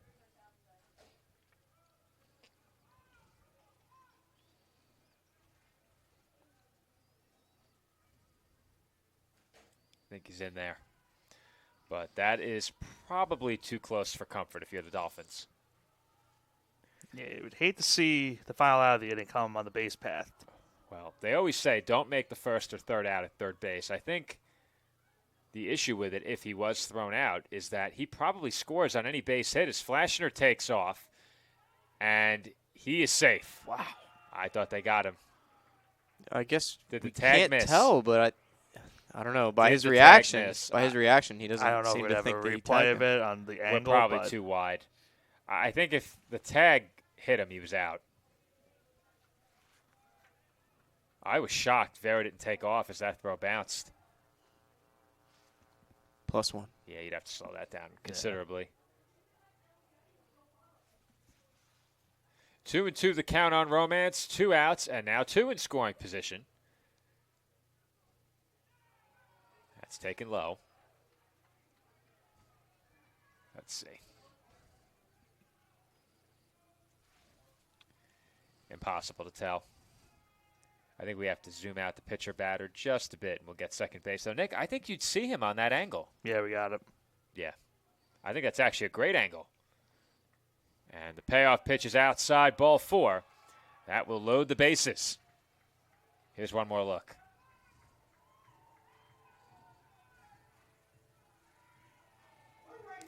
I think he's out. But you really can't see his hand relative to the base. In real time, it looked like he tagged him, but going Yeah. off the shortstop's reaction after, I think he definitely tagged him, but the shortstop can't tell if he beat it. Nonetheless, Jack Kehoe will get an opportunity with the bases loaded and 2 outs. First pitch low, ball 1. This is feeling eerily similar to what we saw on Friday. This is deja vu from the last half inning, Nick. That is also true. 2 walks for Solano, a couple of base hits, a run already home. And Kehoe now finds himself in a hitter's count ahead 2-0. You got to wonder if he walks him here and brings home a run to the Golden Falcons, maybe think about a pitching change. I don't see anyone up in the bullpen right now. I think it's going to be a fairly set strategy of an inning per pitcher, but could be wrong. There is a lot of stirring in the Felician bullpen, but nobody throwing. my goodness, I don't know if you saw Solano's asking where that pitch was. I'll tell you, it's in the other batter box. Like, it wasn't really that close. We need the center field pitcher batter camera as Kehoe takes a strike. Should we ask Sam? I'll tell you, though, I have to admit, especially when you can see second and third base, I prefer the camera behind the plate. Yeah. We get good looks at every play at those bases. Ooh. Farrah's got it. It's in play. He's out. Wouldn't that be something? How do you feel about ABS, Sam? I think it should have been added a long time ago. We're all in agreement there, right? Yeah. It ended the Padres' playoff run last year. not having it. Yeah, I think they have it right. If you're wrong twice, you're out of luck. 3-2 count on Kehoe. Merry-go-round in motion. There's a chopper to short. The only play will be to first, and the ball is dropped on the transfer by Skrivanik. I don't think he had any chance to get Kehoe anyway. I don't think he did either. And a run comes home to make it 7-3. Sometimes that's all it takes. What did you say before, Sam? I don't know. What did I Bud say? Black? That's baseball? That's baseball. I said a lot of things before. Well, Sam, don't worry. Joe will ask me, what do I always say? And then I don't know Well, what he's trying to say. Oh, man. Joe says a lot of things. Joe does So- say Yes, a he lot. does. Some of which cannot be Yes, repeated on he headset. does. Yep. But that's part of his charm, you know? You don't always know. You're speaking about yourself in the third You, person. you don't quite know sometimes. Is he serious? Is he not? But that's part of the intrigue. Really? It is. I'd like to think so. It's part of the intrigue. It's part of the persona. The mystique. The mystique. Wow. That gives me an aura that I'm not quite ready for. I don't think anything amplified my aura more than catching the foul ball at softball in the first game in the new complex. I aura maxed. In the words of Sam Aura-maxed. Whalen. I was aura maxing. That's Did what I the ever say that? I don't think I ever You said said something about aura, not aura maxing. J.J. Hunter to the plate. Takes a strike, 0-1. that. A strike on the outside corner that Yes. J.J. Hunter disagreed with. Well, That's why I'm saying it. And I would like to mention, I think we're already getting a test of what game we're going to get because we've already got 10 runs here in the second. Yeah. And there's a high fly ball deep to center field, but Hunter got under it. And circling back to make the catch is Medrano to retire the side. Dolphins settle for 2 in the bottom half of the second inning. Our score, the Golden Falcons 7 and Staten Island 3.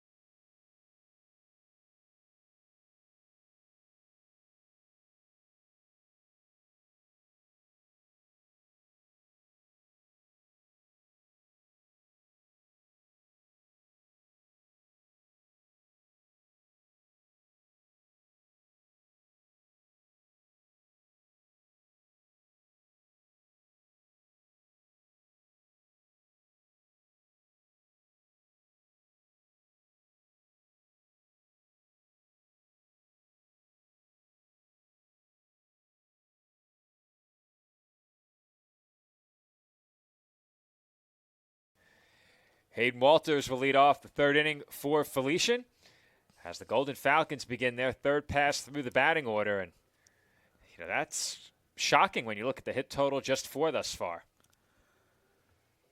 Yeah, it's something that I mentioned earlier on for the Dolphins this season. It's been unfortunate bad luck in terms of walks and hit by batters this season, and that's been one of the main focal points so far here tonight. Count 0-1 on the Golden Falcons' third baseman. Rob Gilroy back to the mound for CSI, and he deals outside 1-1.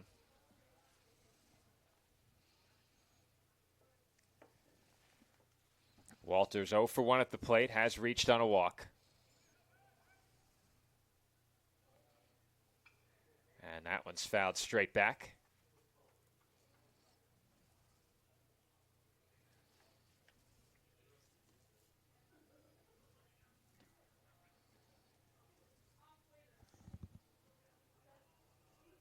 Each of the first 2 innings for the Golden Falcons have begun with a walk.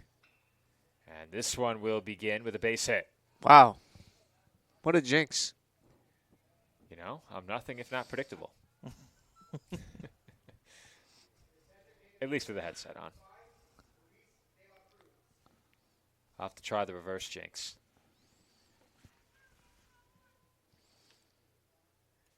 At the plate now, Luis De La Cruz.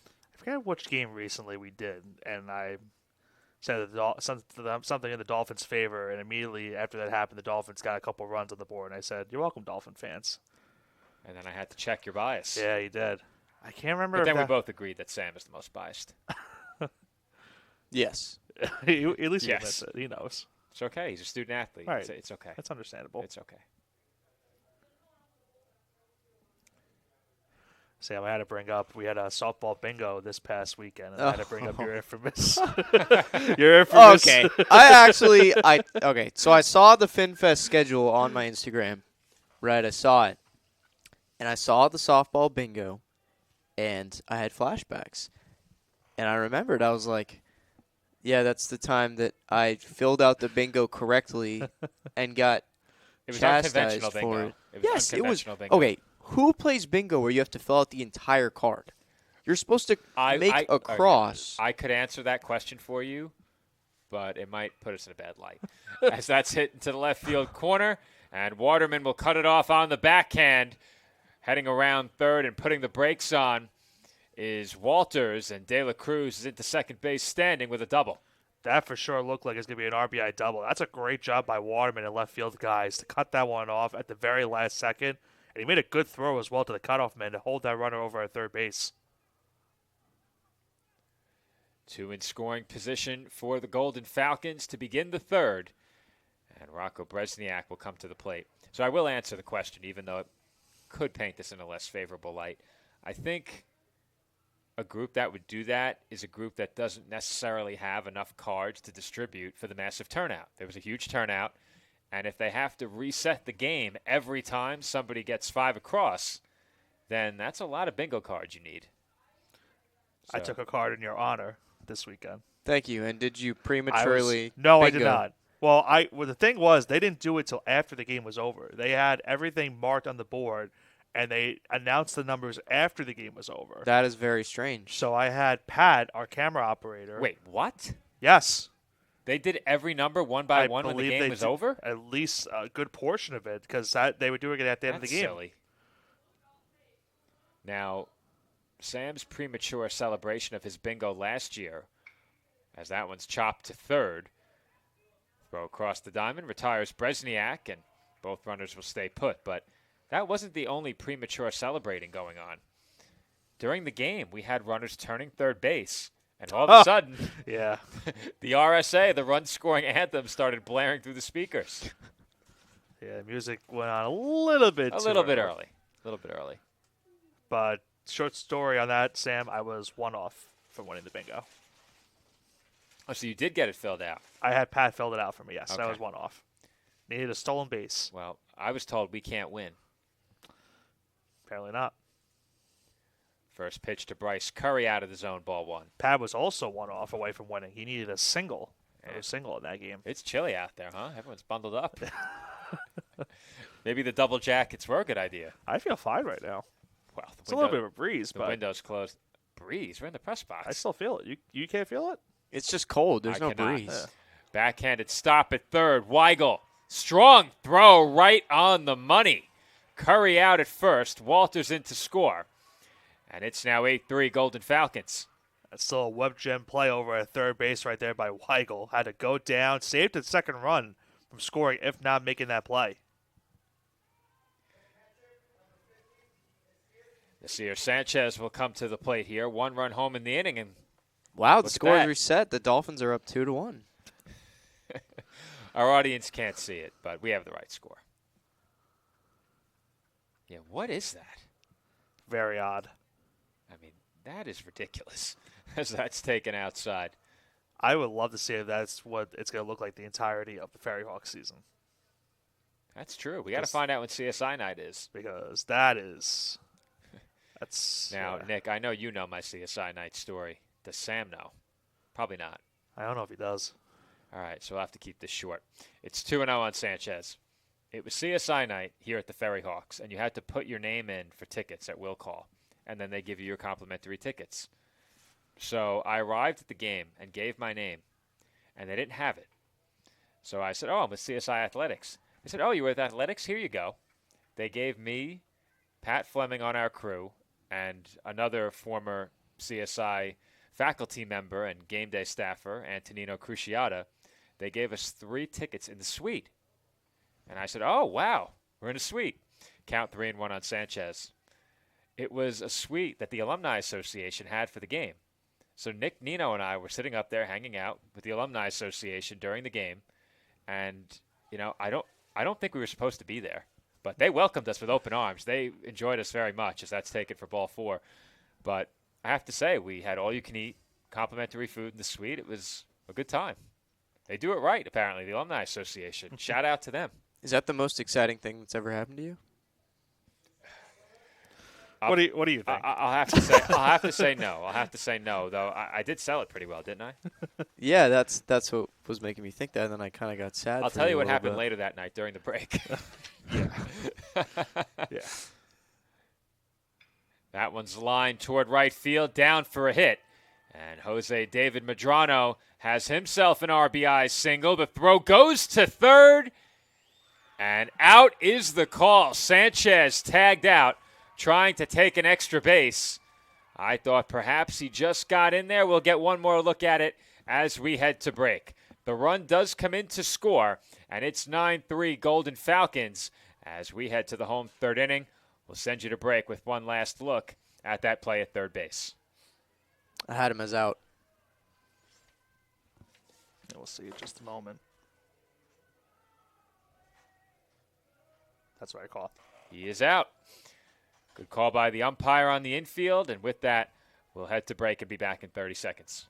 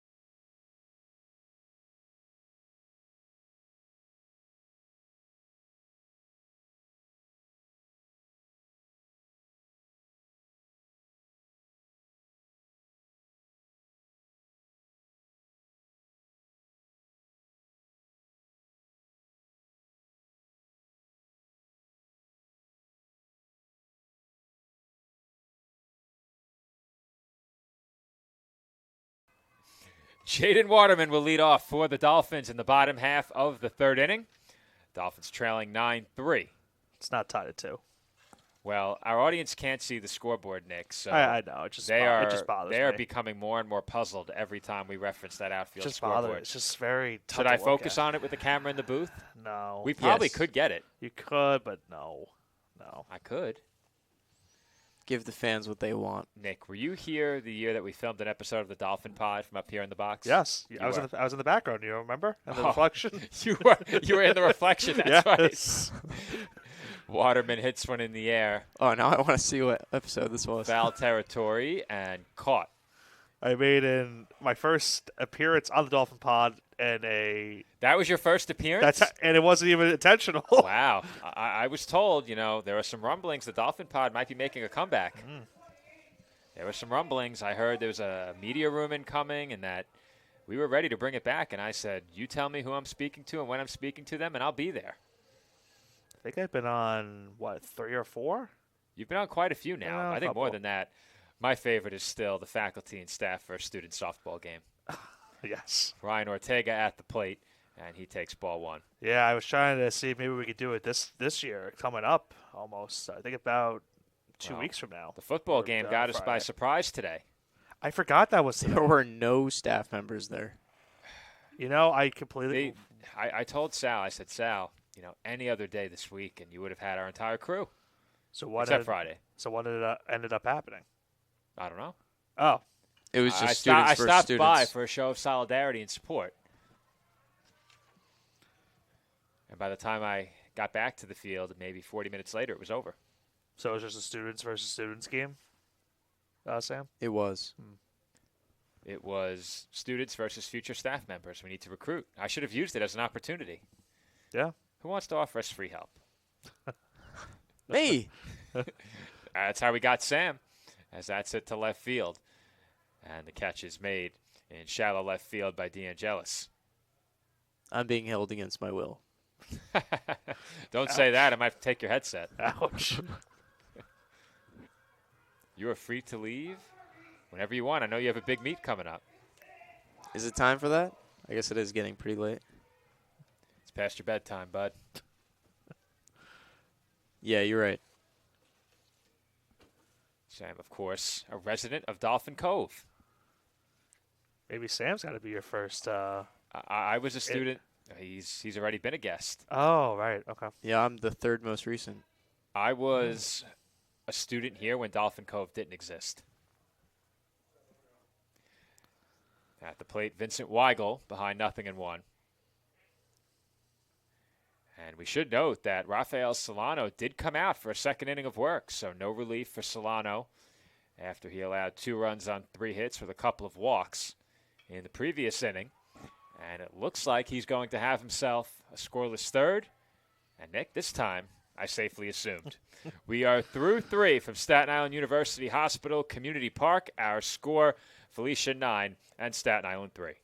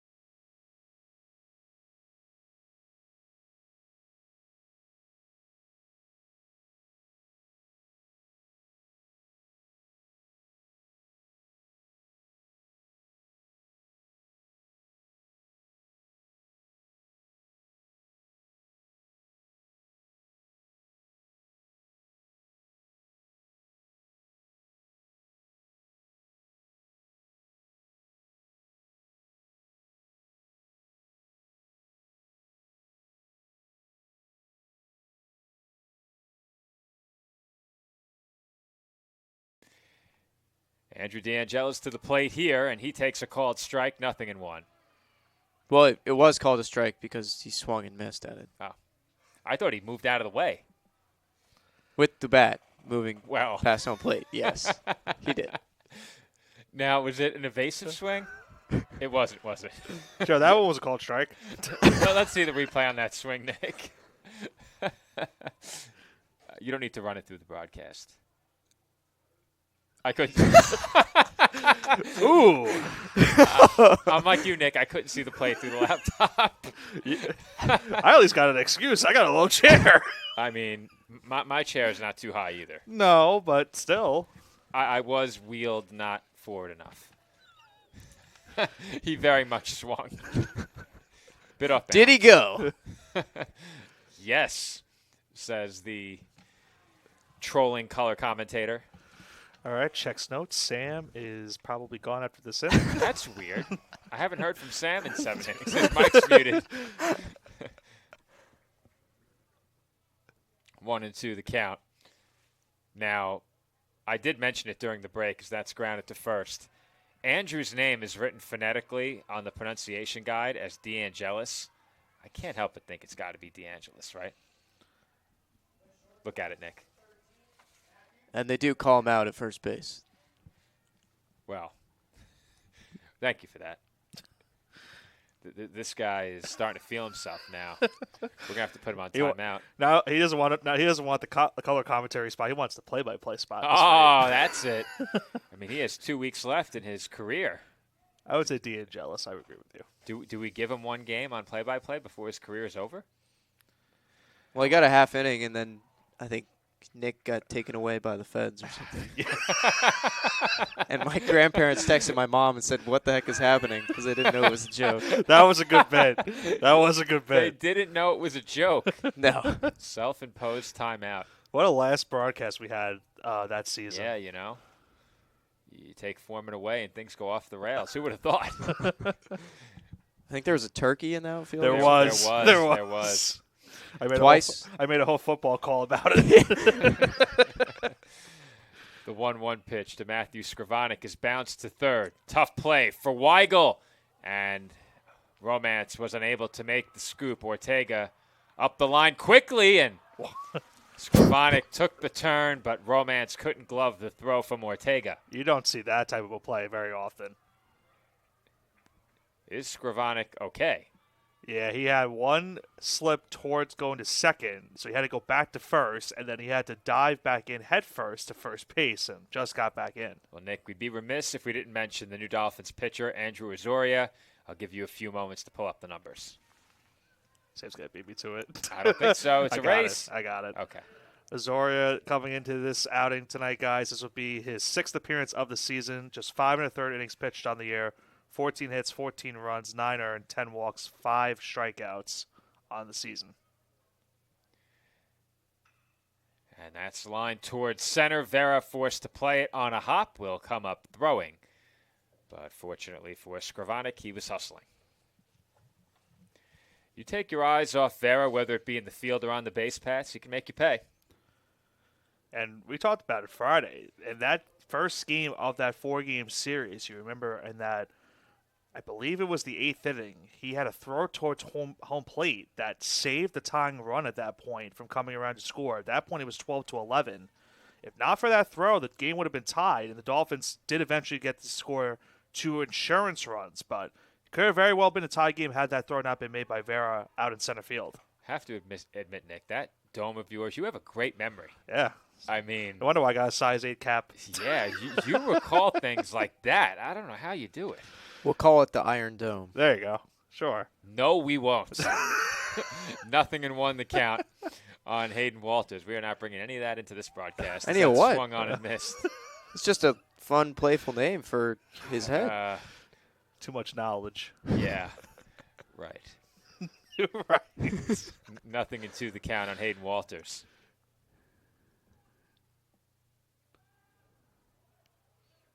Very long look in right here. And Azoria will step off.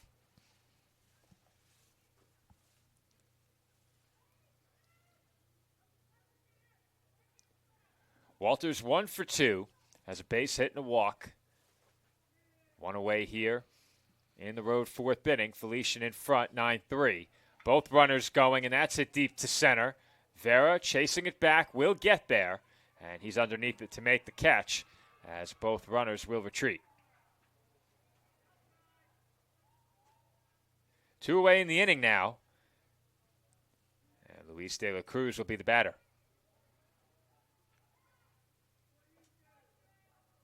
De La Cruz 2 for 2. Has driven in a run and drawn a walk. And anytime you get 4 at-bats in 4 innings, things are going pretty well for your team at the dish. Just 9 hits for them in this game, too. And only 2 runs. Right. I didn't do it this time. Yeah, you guys are going to confuse the audience to the point where I'm about to go zoom in on that scoreboard. We're doing it. Ooh. I don't know if you can see it, though, The with window, the glare. it will focus. Oh, well? Oh, you yeah, got it. it certainly will. There you go. I'll show it At in no a second. fault of our crew, the scoreboard incorrectly We'll show has it. the score 2-2. Let's get it quickly so I can get the camera back into position. That is no fault of the crew next door. All right, we got a thank you from Lewis, who came on last minute as our scoreboard operator, I should add.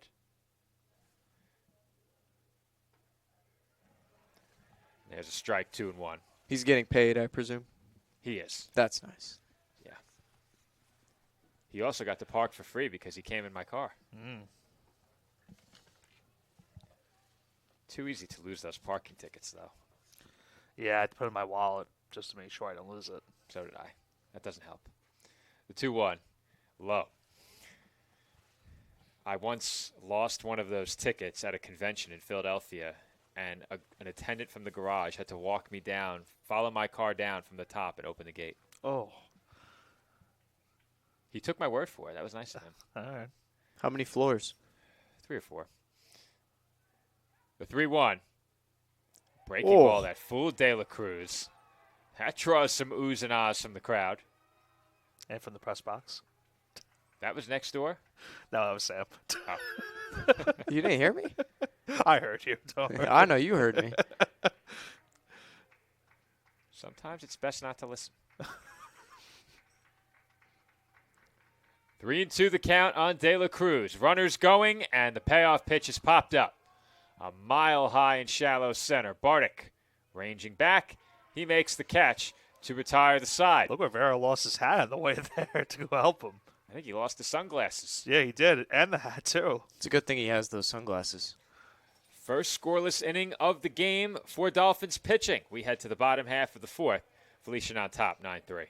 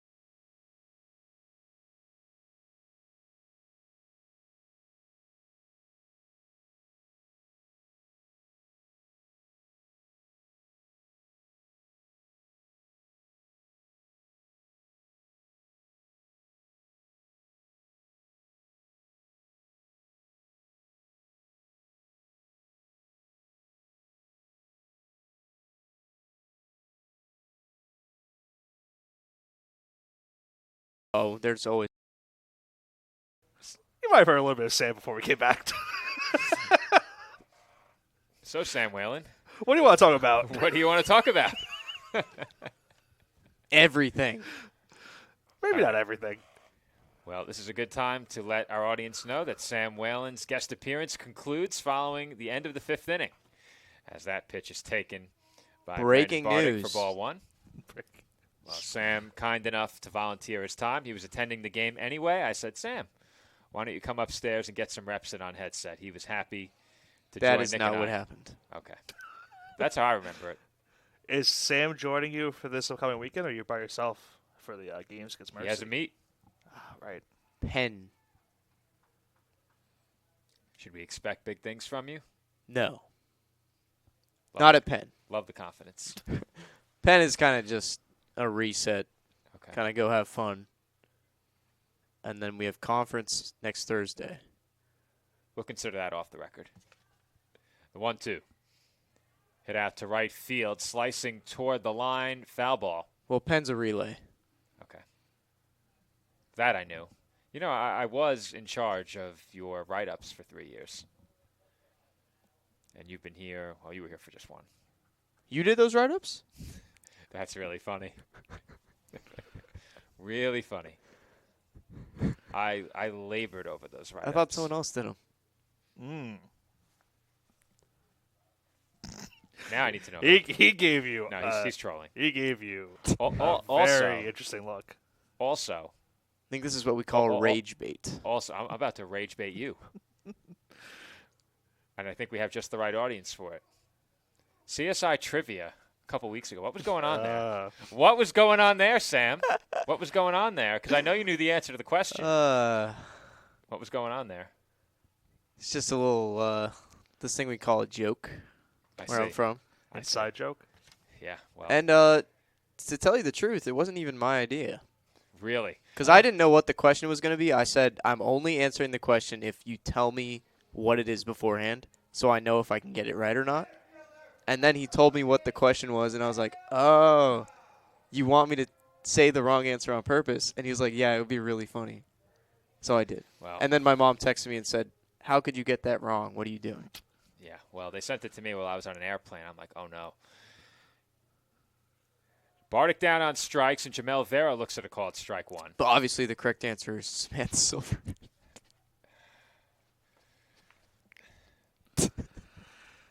This guy, Hey, Joe, why don't you tell about the new pitcher in this game? this guy's just full of jokes. Oh, boy. Why don't you tell about the new pitcher in this game? Brian Bazidlo is the new pitcher. Nick, why don't you give us his numbers? This is his 7th appearance of the season. Pitched 8 innings of work, 7 hits, 10 runs, 4 earned, 7 walks, 7 strikeouts on the year. This man comes full of jokes. 2-1 the count on Vera. Well, like I said, Nick, you never know what you're going to get. No.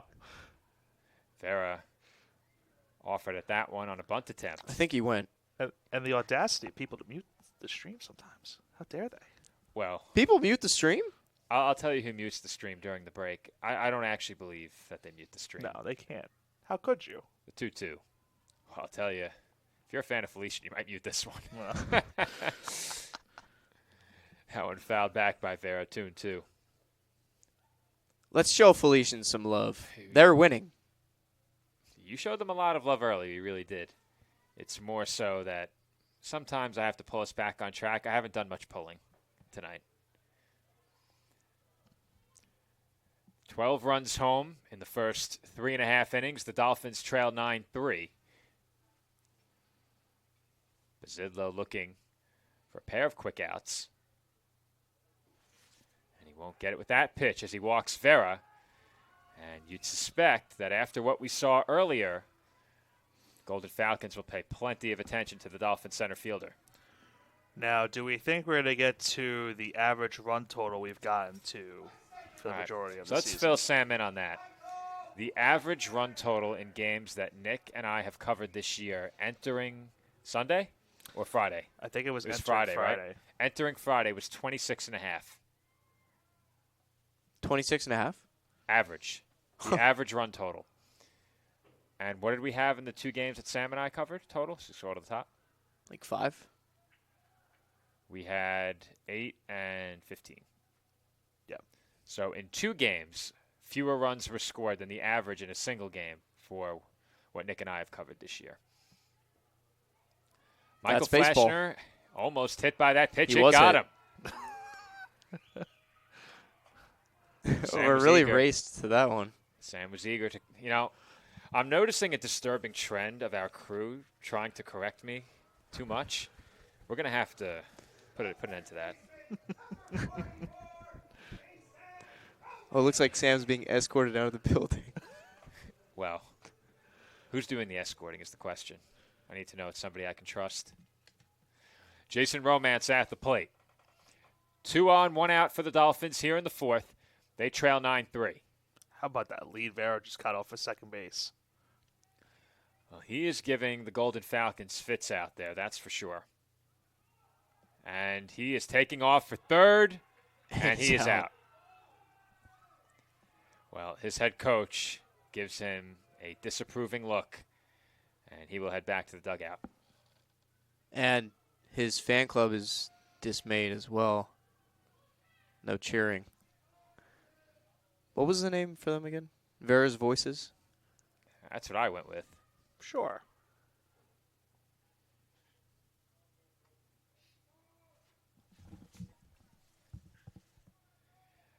Romance ahead 1-0, steps back into the box. Flash into the runner on first with 2 outs. And Romance takes high. Romance 0 for 1 with a strikeout and a walk.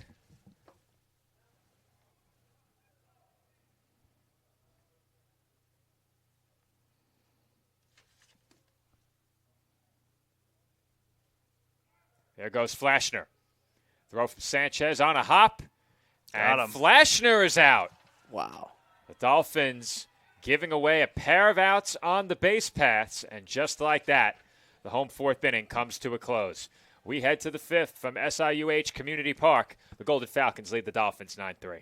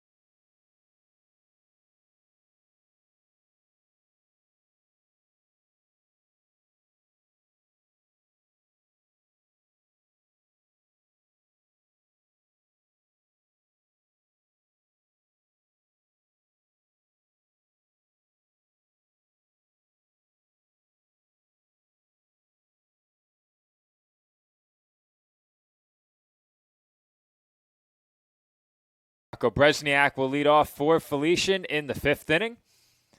Dolphins were threatening in the previous half inning, but a pair of caught stealing bring the threat to an abrupt end. Bresniak 0 for 2 at the plate with a walk. And he swings and misses at that pitch. 1 ball, 1 strike. Anthony Fusco on the mound for the Dolphins here, and one of my kind color commentators will pass along his numbers. You want this one, Sam? I mean, I'm not getting paid to do it, but All right, we were I will. we were kind enough to acknowledge your volunteer He work, just keeps bringing it up. but now he's getting awfully close to All becoming- right. 9 innings of work this season, a 13 ERA, 13 hits, 13 runs, all earned, 15 walks, 9 strikeouts. All I have to say is there's a line of people in my inbox who want to be in your position, Sam. Yeah. The funny thing is, I'm not kidding. That is not sarcastic. People asking to work without pay? Well, no. That's what I thought. Count 1 and 2. Sam Whalen, Oh. our Make-A-Wish student athlete, wanted nothing more than to Did that hit him, or was it off the... It hit off the barrel. hit the bat. Hit the bat. Yeah, you shouldn't say that. Probably. He wanted to be on a broadcast. The 1-2. Hit sharply on the ground to short. And the throw to Romance is in time to retire Bresniak. 1 away in the inning. What would be funny is if I ever apply for a job relating to broadcasting and I say, yes, this is my resume, and they watch the old Flow Sports. We have download links for you. Only producers and sports information personnel get access to the download links. So which one am I? Well, you would be sports information personnel because I said so.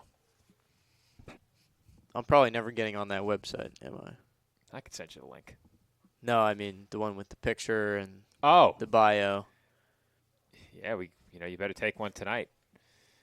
0-1 the count on Bryce Curry. And Fusco will step off.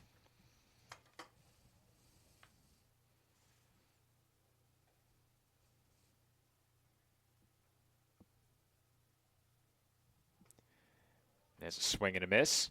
0-2.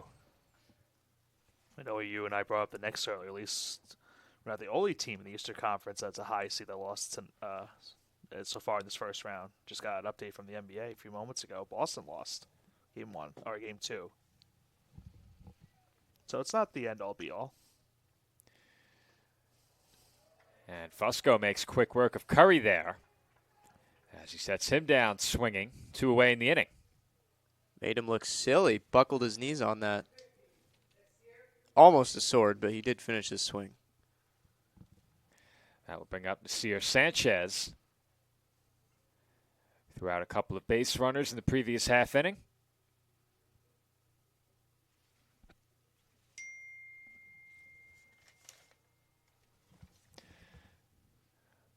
Anyone hear that? I was waiting to see which one of you would acknowledge it first. I've done it already a couple times now.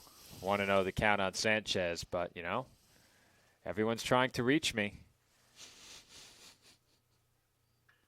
That's it.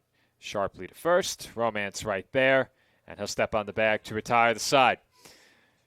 Golden Falcons go down 1-2-3 in the top half of the 5th inning. Dolphins come to bat trailing 9-3 after this break.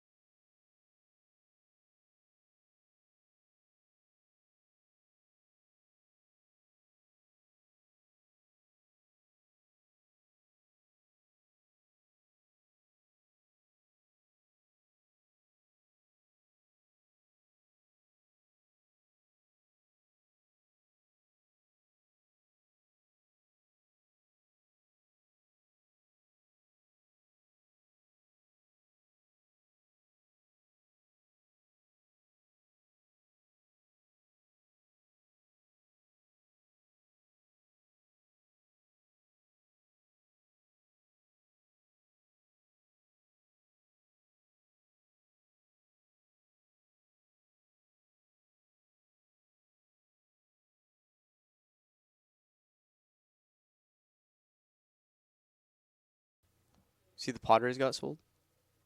We did. The Padres have been sold. Sam Whalen really has to watch good at himself this. coming out of break. We were doing good for Yeah. the start of the game. Speaking of people trying to reach me, my father has checked in saying the Mets stink big time. I assume they have They've fallen behind. Yeah. Yeah. Not a good night to be a Metropolitan. Dolphins trying to battle their way back on Heroes Night 2026. They trail 9-3 as we get set to begin the bottom half of the fifth inning. Now 2 pitches deep. The count 1 ball and 1 strike on Jason Romance. Romance was at the plate when a pair of Dolphin base runners got caught stealing. First Vera at third and then Michael Flashner at second. The 1-1 up high, 2 balls and 1 strike. New pitcher for Felician, Tyler McLeod. 6 ERA, but only 3 appearances, 3 innings pitched. 5 hits, 7 runs, only 2 earned. And Romance takes a strike. He did not like that call.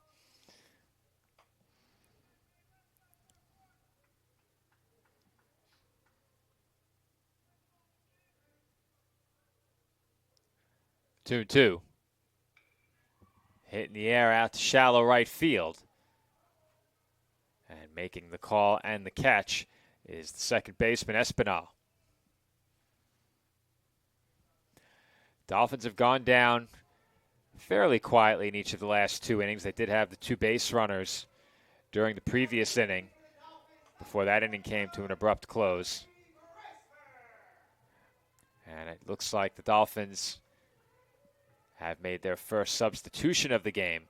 Tommy Bresmer is going to pinch hit here for Jack Kehoe. All right, Tommy. Former roommate right here. That bias showing through again. All right, I shared a room with him. He's looking for his first hit on the season. He has 1 walk, 8 at-bats. I was really hoping I'd get to see this.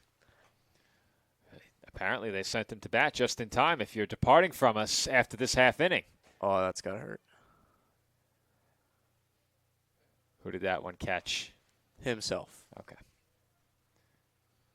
Better eyesight than I have. Home plate umpire giving Bresmer some time. 1 away in the inning. The count 1 ball and 1 strike on the CSI pinch hitter. Expect him to take over in right field and remain in the game.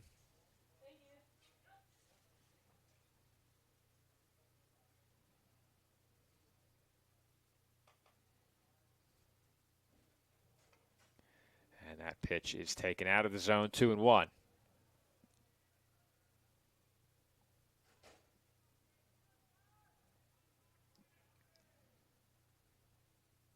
Two one. Low and in for ball 3.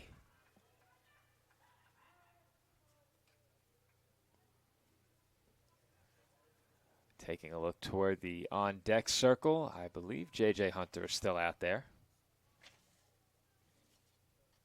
Indeed he is. And we'll have to wait at least 1 more pitch. Count full on Bresmer, 3-2.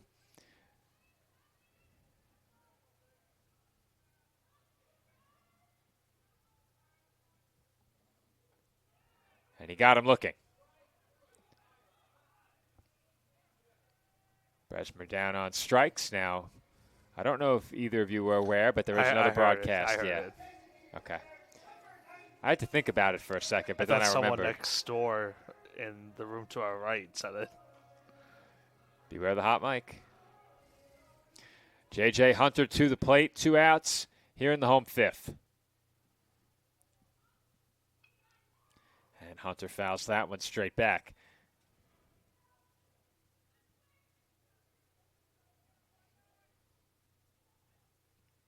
Hunter 1 for 2, drove in a run back in the first inning.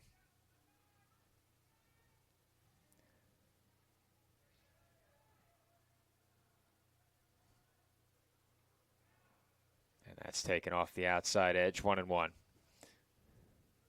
Well, I'll tell you what, my night is ruined. Why's that? I was really hoping I'd get to see Tommy's first hit, and now I'm leaving without seeing it. Well, you can always watch on Flow College. I know a guy with a login you can use. Oh, really? Yeah, really. Short and sweet, huh? We communicate directly here. It's what we do. 2-1 the count on Hunter. Swing and a miss, 2-2.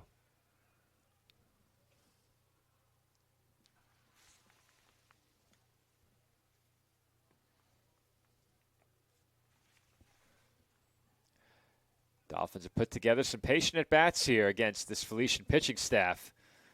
So far, just the 3 runs to show for it as Hunter takes outside. Dolphins have drawn 4 walks. Their pitching has issued 7.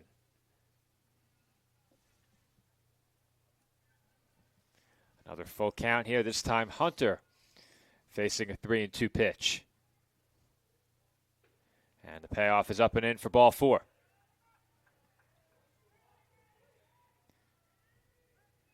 Dolphins will send another pinch hitter to the plate. Now, maybe you two can help me. Daniel's name, not in the pronunciation guide. I've always pronounced this last name as McLaughlin, but it might be McLaughlin. Yeah, you and I were going over this. Yeah, we did last go game. over this. Sam wasn't there on Sunday to help us out. I would guess McLaughlin. That's what I said. Okay. What did you think it was? McLaughlin, right? Yeah, I always Why thought would you think it was that? that GH was pronounced that way in this instance. It shouldn't be. That's just incorrect. See what I mean? Direct communication. The 0-1. Swung on and missed 0-2. That's just incorrect. I'll have you know I got a 5 on my AP laying exam in high school. Well, the one Regents I got a perfect score on was the Russian Regents. That's interesting. The 0-2. In there for strike 3 called. And that will do it for the Dolphins in the 5th inning. 1 left after Hunter reached on the 2-out walk. And we head to the 6th. Felician on top, 9-3.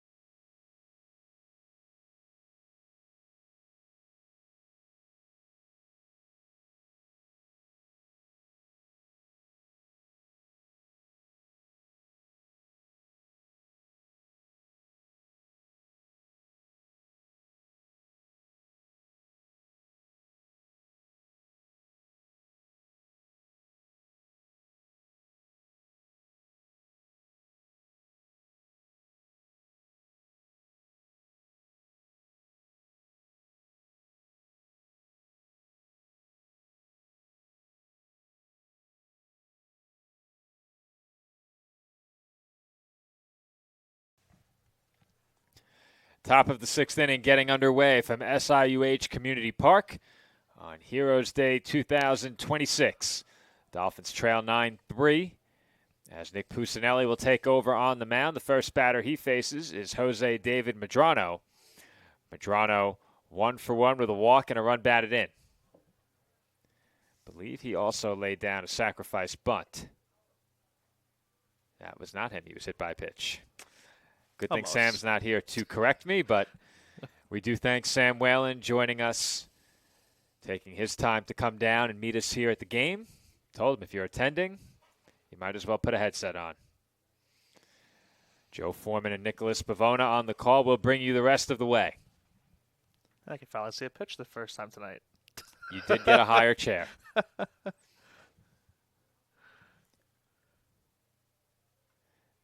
Now imagine Sam in the lower chair, a bit more vertically challenged. How about that? You want to take shots at me? I'll wait until you're gone and take shots at you. But you waited till you left. Exactly. He can't defend himself. Okay. It's part of his ability to run so fast, though, shorter strides. So I think Usain Bolt is, what, 6'5"? I don't know why you're asking me. Not exactly making my case. I'm not sure why you asked me. I can look it up. My WWE build height will be 6'5", as that's fouled back. Count 2-2 on Medrano. He is 6'5". I find it hilarious that you looked that up. I mean, I know, answers. You have to a it. computer, might as well use it, Might right? as well. We also confirmed that the last name McLaughlin or McLaughlin can be pronounced both ways, as a towering fly ball is well foul. That was almost towards the old kid zone. That was down that left field. That is where the Scooter, the Holy Cow, blow up. Yes. What do you call it? A bouncy house? I think that's fair enough. Yeah, I think so. Where the bouncy house used to be located. As many games as I attended here, I never went in there. I think at 10 years old, and I had to be 8. I'm surprised I didn't go for that at 8.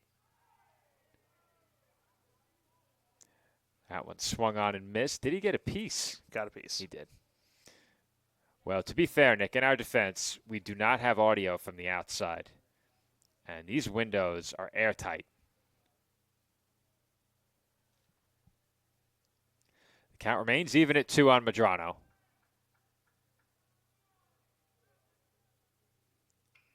There's a chopper to third. An entirely new defensive alignment for the Dolphins as Romance made the scoop and Medrano is out. Very quickly will get you the Dolphins infield. Romance remains in the game at first base. Julian Velasquez takes over at second. Bardick remains in at short. At third, Patrick Hassel. McLaughlin in left. Riley in center. Bresmer in right. Yandel Brito behind the plate. And as we mentioned already, Nick Pusinelli, the new Dolphins pitcher.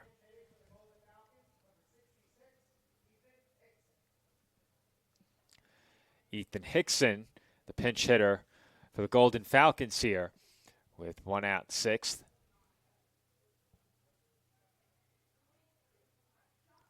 First pitch from Pusinelli on the outside corner. And usually sometimes we see a lot of these changes made, especially in this type of game. I think you can remember the infamous moment a few years back, Joe. Matthew Palomini, of course, hit that grand slam, his only plate appearance of his career. And it was a memorable one, especially on Heroes Day. That day, I think it was about 3 years ago. I think that was. I want to say 2? Maybe 2? I want to say 2. 1-1 pitch. And Hickson went after that one down low. 1-2.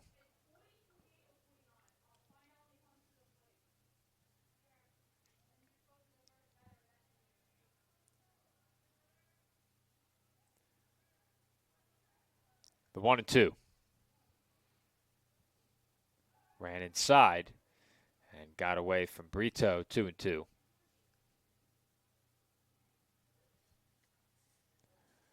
Dolphin pitching has recorded back-to-back scoreless innings in the 4th and 5th. We have not seen a run scored since the top of the third. Now our Dolphins fans watching probably don't appreciate the apparent jinx as that's taken outside. Yeah, I was going to say it's been some good pitching these last few innings for both sides after these 12 runs were scored in the first, 2.5 innings of this game. Essentially, there's only been one half inning in this game that's gotten out of control as Hickson looks at the breaking ball for strike 3 called. A good pitch there from Pusinelli to set down Hickson, and they're 2 away. And then aforementioned inning, of course, the second inning, where the Golden Falcons able to put 5 across the board, but they got 2 more in the third inning, but since then have gone back-to-back zeros, and the Dolphins looking for a third straight zero are 1 out away from doing so. Matthew Scrivonic to the plate. And somehow my web browser closed. Scrivonic takes a strike. Live stats have been with us all evening today, which is always a bonus. Yeah, we had a bit of a hiccup on Saturday at softball. Yeah, that was a sidearm outage. I don't know what was going on there, but we couldn't get either game. Scrivonic hits a chopper to third. And the throw from Hassel over with plenty of time to retire Scrivonic and set down the Golden Falcons in order. Felician goes down 1-2-3 in the 6th. The Dolphins come to bat, still trailing 9-3.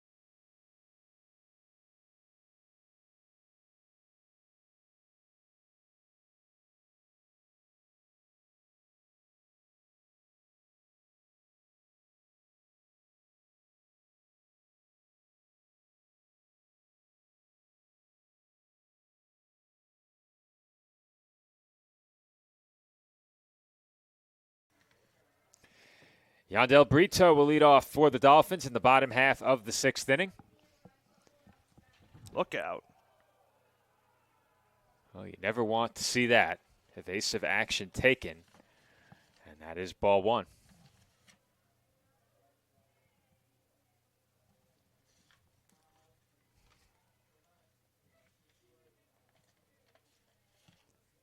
The 1-0. Inside 2-0.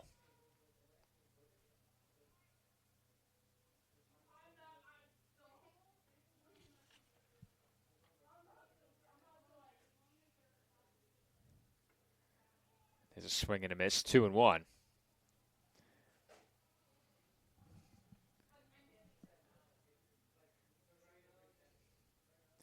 I would try and communicate, Nick, but our pathway through the window between us and the press box next door, in terms of the count. not open. Yeah.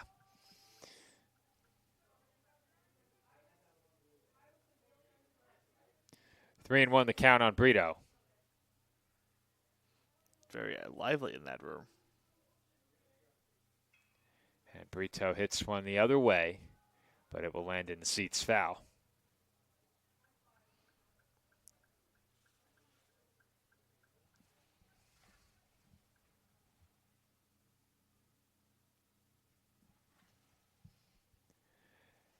Count even at 2 on Brito. He took over behind the plate. Ryan Ortega got the start. The only Dolphins still in the lineup that started this game are Brandon Bardick at short, J.J. Hunter in the DH spot, and Jason Romance at first base. Oh, boy. I'm glad you can laugh about it, Nick. That was way too close. You know, I wasn't thinking about the camera. I was thinking about the room next door, but you're right. Replay that. Is the ball in the frame? No. Okay. Not that close. Brito takes up and in to run it full, 3-2.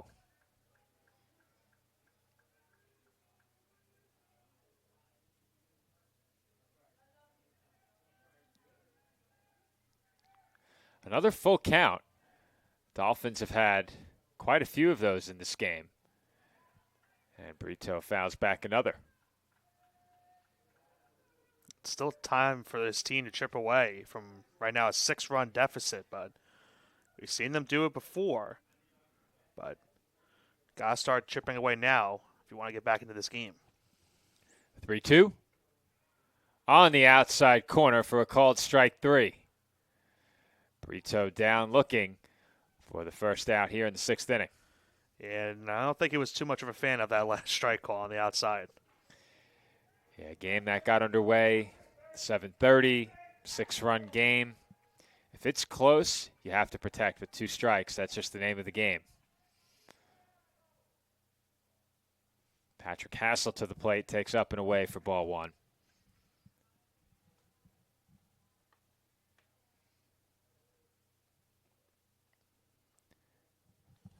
I'm not sure we've seen Hassel play the field in a game you and I have covered this year, Nick. We've definitely seen him get some at-bats. As that one is gloved by McLeod, he'll step on first, and Hassel is retired quickly on just 2 pitches. Yeah, I know we talked about my memory earlier in this game, but I don't have the memory to remember that. I feel like he would have had to have played the field unless they slotted him in the DH spot, but if he has, I don't recall. He's definitely gotten into more than one game we've covered. Brandon Bardick to the plate now. Bardick 0 for 2 with a couple of strikeouts. And he takes up and away ball 1. Bardick had that impressive opposite field home run in the series against Queens. That helped the Dolphins in their comeback bid. Bardick now ahead here, 2-0.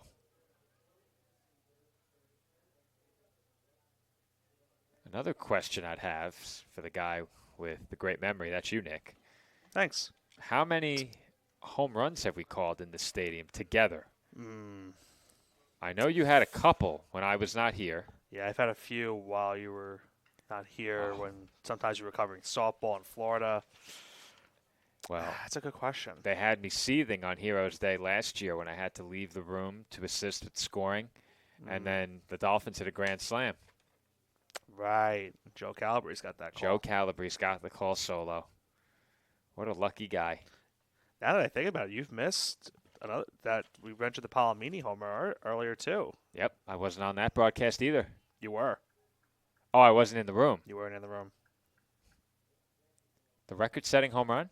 No, Matthew Palomini's home run. Oh, okay. I assume I was assisting with stats? Yep. Yeah, that was a recurring theme for a while there. Yep.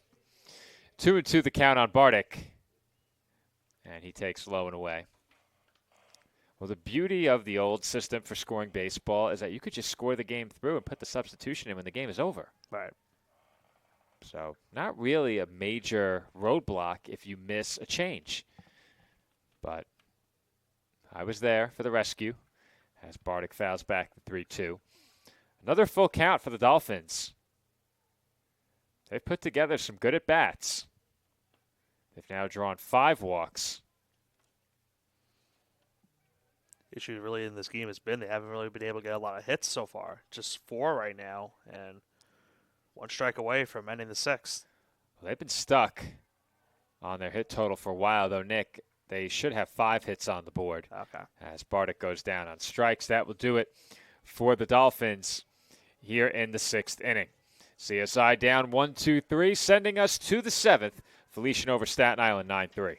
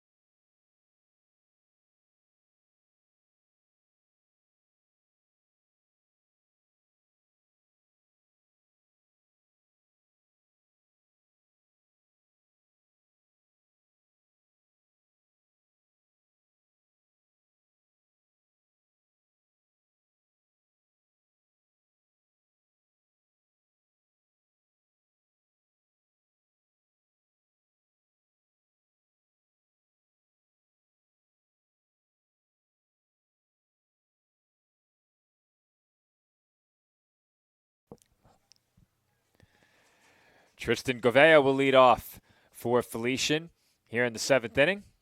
Nicholas Marangelli in for the 2nd time in the last 3 days. We got to look at him in the game on Sunday. His first pitch, a strike, 0-1. And we'll see if the Golden Falcons perhaps begin to send a series of pinch hitters to the plate. There is action in the Felician bullpen as well.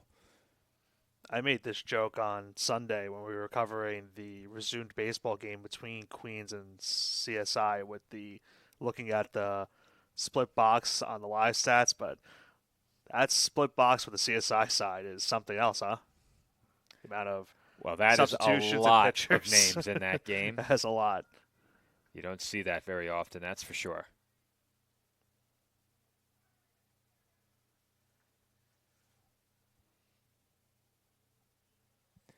Two and 1, and Govea held up.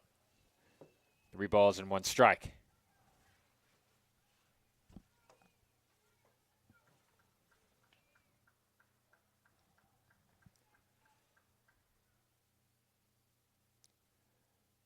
The 3-1. Fouled away.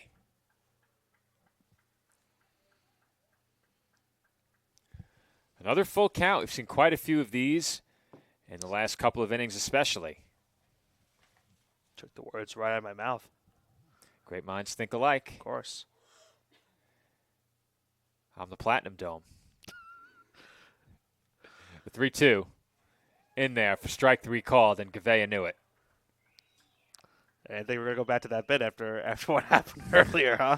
You know, what I always say, Nick. Don't do this again. You know this. Why do you keep doing it? Double down, and then double down again. There you go. Sure. Always. There's too many. You got to write a spreadsheet at this point. Well, that takes all the fun out of it now, doesn't it? I guess so. Hayden Walters to the plate. Walters 1 for 3 with a walk and a base hit. And he takes a low, ball 1.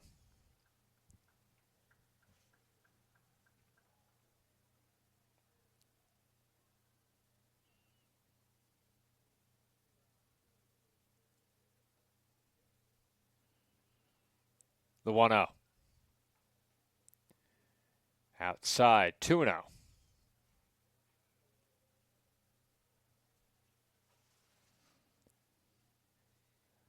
For Walters, this at bat is his 5th of the night. There's a swing and a miss. Now, at the pace we were going, Walters had 4 at bats in 4 innings. Right. See, there's your memory. How many Golden Falcons have been retired in order, Nick? That is a good question. Play-by-play to the rescue. Doing the exact same thing you're doing. We have 6.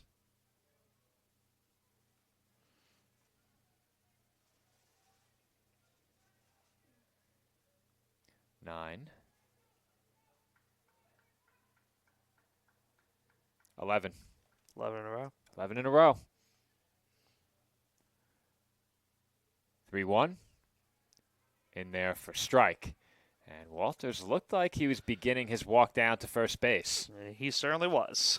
He certainly was making his way down the first base line. He sold it nicely as if he wasn't, though. You don't want to show up the umpire. He sold it nicely as if he wasn't. He didn't ditch the helmet or the bat. That's always important. 3-2. Chopped right back to the mound. And Marangelli throws to first in time, 2 away.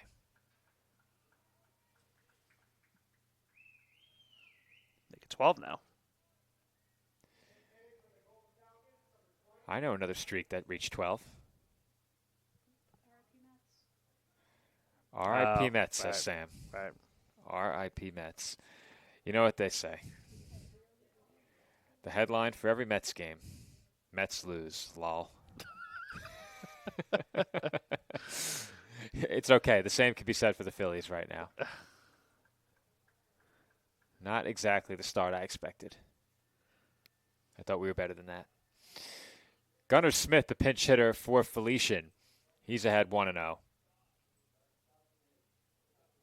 And that one bounces in for ball 2. I think it's just the fashion of how it happened. I think that's the problem with how the game ended.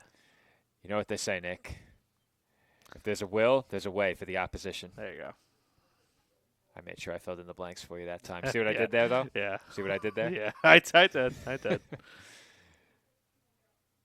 We were enjoying a meal in our great sponsor, Buffalo Wild Wings establishment on Richmond Avenue, and we got there just in time on Sunday to watch the Mets lose in Chicago as Devin Williams came in, and well, very quickly the Mets' hopes were dashed. And same thing happened tonight, unfortunately.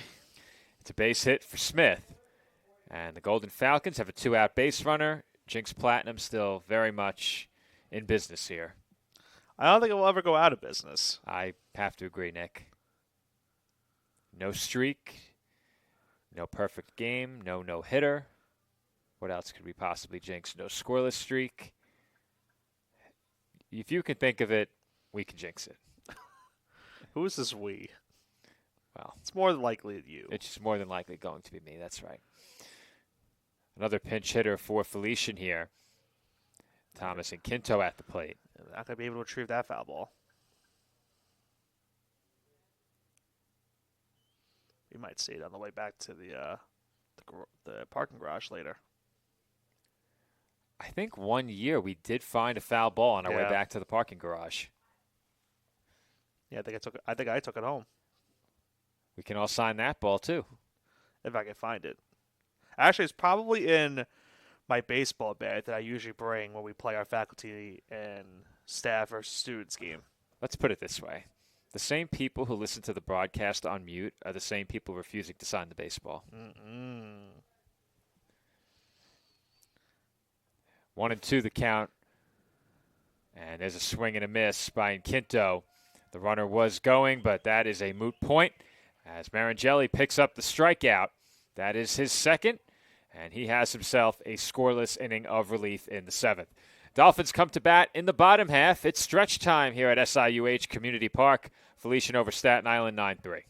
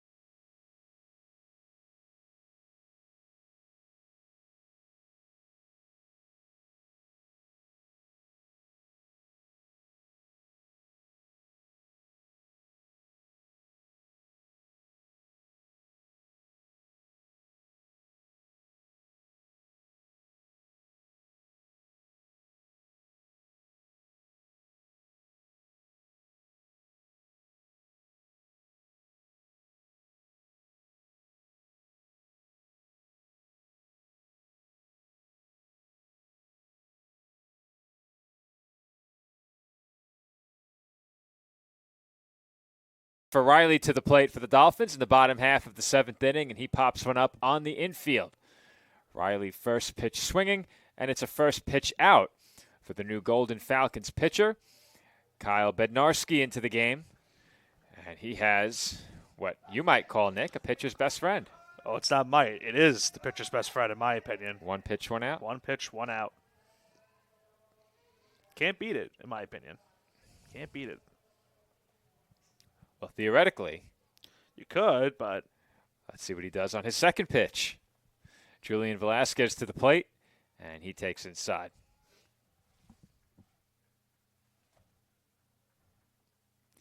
So apparently something I said triggered Siri. Don't know what it was. I wasn't sure what you were making me look at. Yeah, my phone was listening for me. Okay. Count even. 1 ball and 1 strike. Velasquez in the game at second base for the Dolphins. Came in among a series of substitutions a couple of innings ago. There's a chopper down the line. Foul ball. On a chilly night like tonight, Nick, I thought for a moment they might call that one fair. No, not this umpire crew.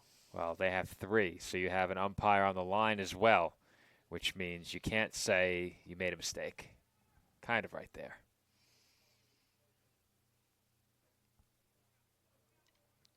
From what we were told, it's frigid out there. I believe it. Yeah, it's always cold here. And you know what else they say, Nick? Nobody likes a liar. So we have to take their word for it. 2-2. Yeah, sorry for strike 3. Velasquez. Were you trying to figure out if it was strike 3 or not? I was. I sat back for comfort and then realized I can't see home plate. Let's try this. Would have been tough if Ooh, I still can't see home plate. No. That would have been tough if you said ball 3. You know it happens when you assume, Nick. We don't need any rear ends up here. No more rear ends with headsets on. Yeah, we don't need that. There's a grounder toward the hole off the bat of Jason Romance. It's into left field, and it's a 2-out hit for the Dolphin first baseman. He's now 1 for 3. And I know you did the math earlier on how many times the Golden Knights have been retired, but the Dolphins haven't had a base hit in a very long time. I'm trying to go back to see when their last base hit was of this game, but that's only the 5th hit of the night. I knew you were a big hockey fan, Nick. Sometimes. Sam Whalen's calling to let you know that you just called Felician the Golden Knights. I didn't realize it. You did. I didn't realize it. Sam didn't catch it either. I didn't. If I said it, she would have caught it. Meanwhile, the final out of the inning has been recorded. It was a fly ball to left field. And the Dolphins' last hit before that was in the 2nd inning. Okay. Well, we head to the 8th. Felician on top of CSI 9-3. It is the Golden Falcons leading the Dolphins.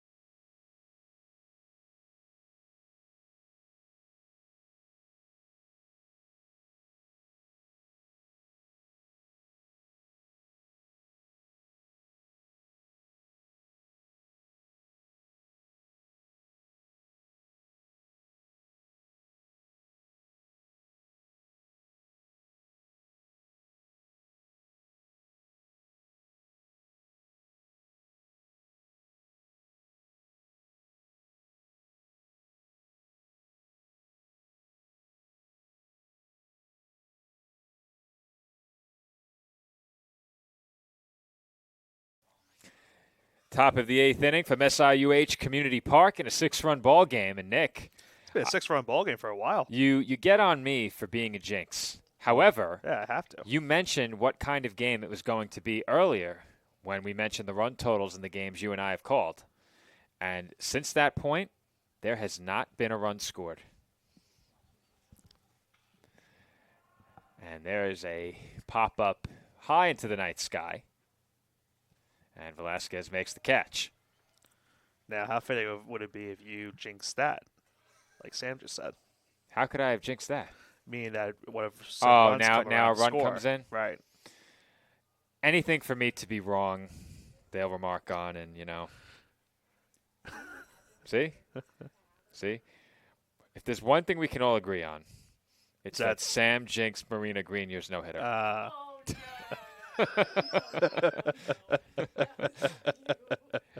There is a third headset. If there was ever a time to make a cameo, now might be that time. Ball's in her court. Nothing to say for herself because she knows she jinxed it. Just goading. I mean, you better hurry. We only have, a maximum of... Is there enough time to make this... 11 more outs? Is there enough time to make this broadcast PG-13?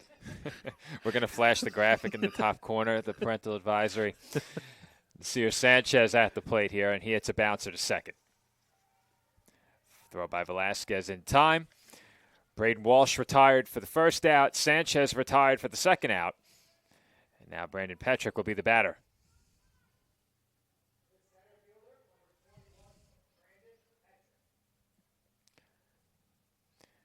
First at bat of the night for Petrick.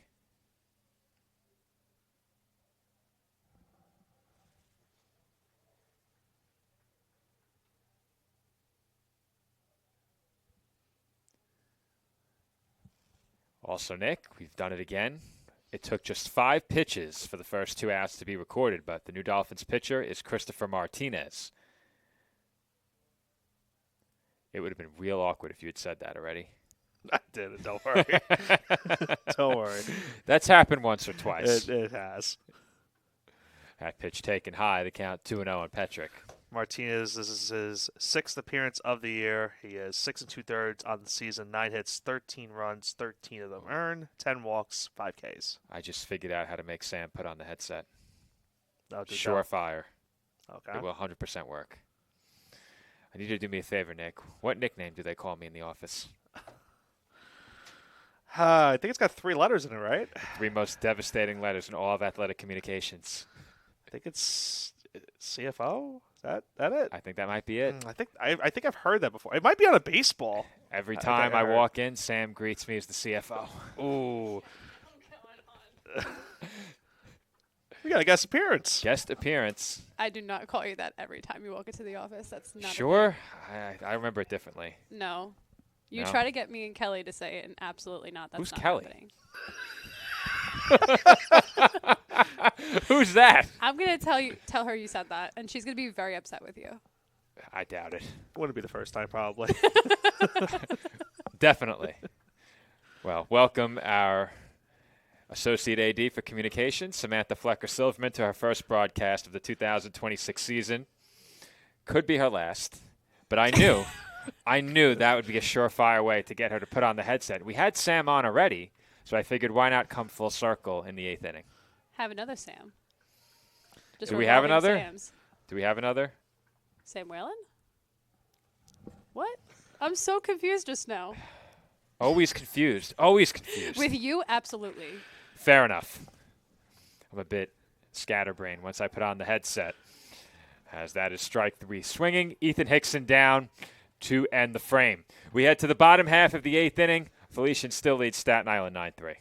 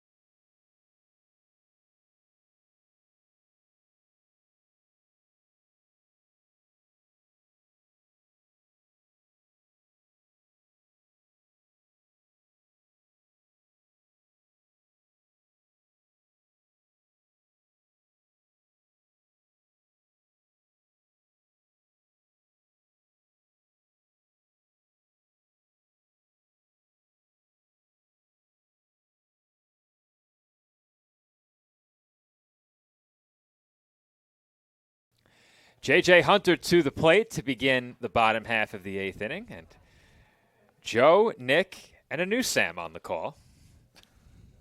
Sam has decided to stay with us, perhaps for the rest of the way. Kind of to keep you in check, if we're being completely honest. Keep me in Ooh. check. That's not possible. So Sam Whalen tried to do that earlier.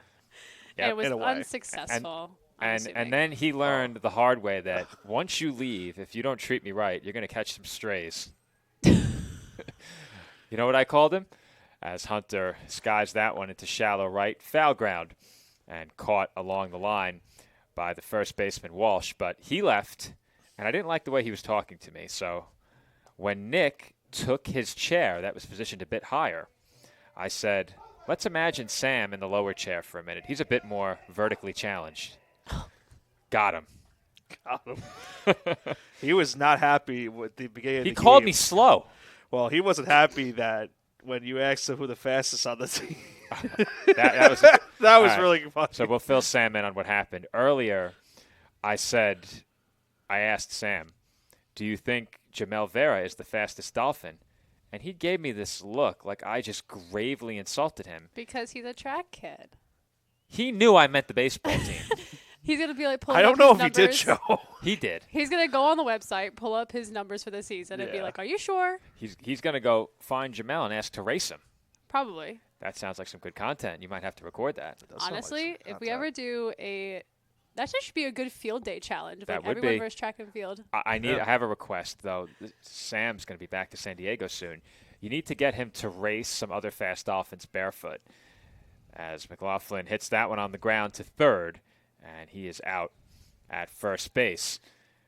2 gone in the inning, and Yandel Brito to the plate. But I think that would be a great idea for some content. Barefoot racing on the turf. It needs to be barefoot because Sam is always barefoot. I know. His I'm well media day aware. photos, he is Oh, barefoot. so as you know, during our first several innings, Matt was taking in the broadcast from right next to us. So Sam was being a bit smart with me. He was getting a bit short. So I had to bring up his response in CSI Trivia, and I had to put him on the spot Ooh. and let him know that I know you knew the answer to that question, and you decided to try and kiss up and get on the broadcast as opposed to answering correctly. What do you have to say for yourself? He said it was a setup. I don't know. Him going, What do I always say, Nick? Nobody You do it, Joe. likes a liar. I was going to say, He was kissing up because he wanted to get on the broadcast, so he decided to name me as the athletic director. And I thought it was very kind of him, but I'm not really for the brown nosing. We're gonna have to tone that down. Just saying. Noted. He'll think twice next time he poor speaks to me Sam. that way. Sam sounds like he was tortured on this stream tonight. He volunteered to join it. To be fair, I mean, he made a lot of comments that probably provoked Joe to make these comments. So, He was a He had a- provocateur. yeah. Oh. Yandel Brito at the plate fouls that one back. There was a point where a batter swung on and missed. Joe said it was a called strike, and Sam had to immediately point out to him Yeah. that was not the case. So, Let's Ooh, get. Sam tried to get you to say you were wrong on the did. air? he did. Yeah, that guy. He's gonna get smacked. In Minecraft. Good save. Good save. Good save. Good save.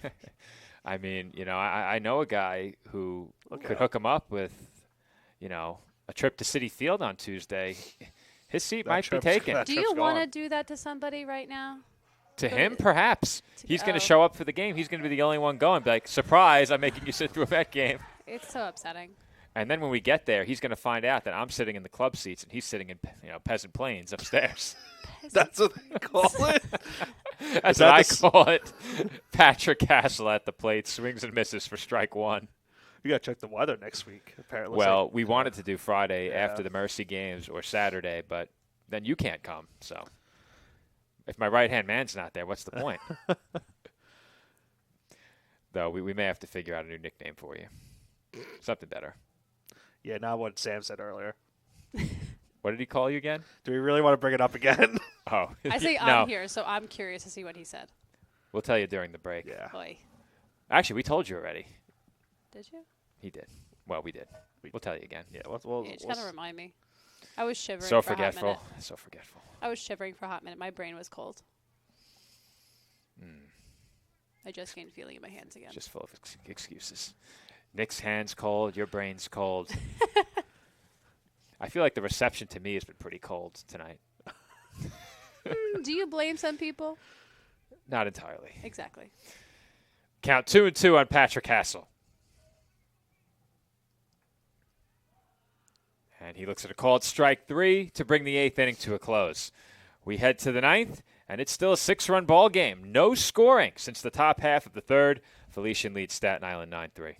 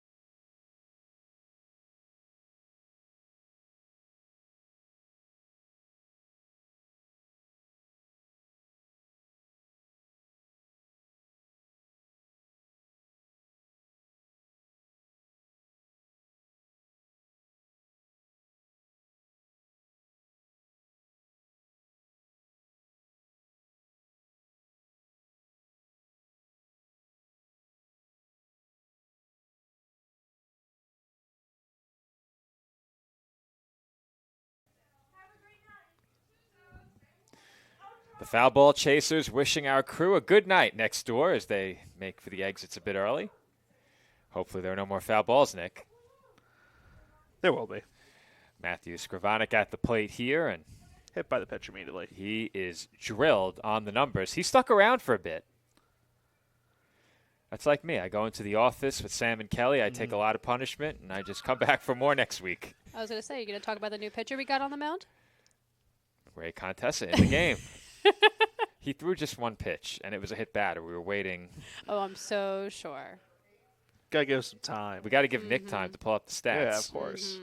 Just his third I'm catching appearance of the year. strays. Could and- have been preparing the entire time. He was on the mound warming up, you know. Yeah, but in between half innings, it's story See, time. You give her Story one. time. You give her one inning, and she thinks she knows how to do my job. Half swing there by Tristan Gavea, foul ball. For Contessa, this is just his third appearance of the year. 1 2/3 of innings pitched, 7 hits. Nick is 8 asking runs, himself, what did I find myself 2 in the middle of? walks. I don't know what Sean about. He is caught in the crossfire. I'm just We're throwing haymakers through Nick. I'm just pretty much the Marshawn Lynch at this point. Just here so I won't get fined. Yeah. Pat just came to claim a headset, and he found it was taken. You snooze, you lose, bud. He's not happy. Runner going, and the throw gets into center field. Skrivanik realized it a bit too late, and he's in scoring position.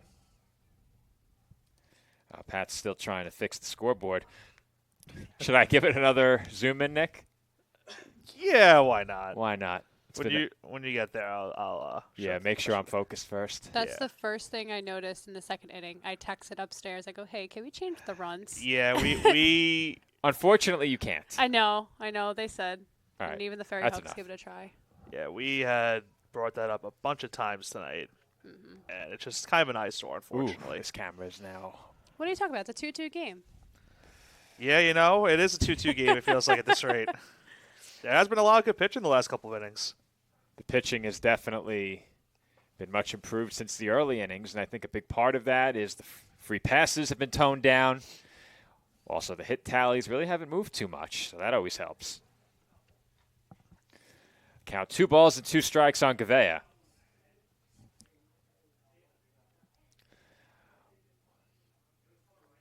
I think this broadcast, if not just these last couple of innings, could become subject of legend when we head back to the office. I'll have to play it through a bit. Friday, we're not going to be in long enough, so we'll have to play it on Tuesday. This is our final weekday game of the season that falls within the work hours. Friday will be on the road, as that's hit to short.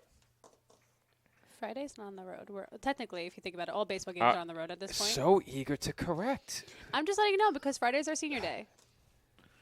But he's not wrong. We're technically We No, are technically on you're the on the road. road. That's fair. Technically. That's We are fair. on the road. Technically. We are very clearly on the road. But still, we're Now- technically that's So home eager though. to Now, correct. at the way we're going, Who at this invited her on the Point, broadcast? now, at the way we're going, You, I think technically. as someone that I would goaded like, you on. Now I'm regretting my decision. as someone that likes to see good content, I think you two should call the game Friday.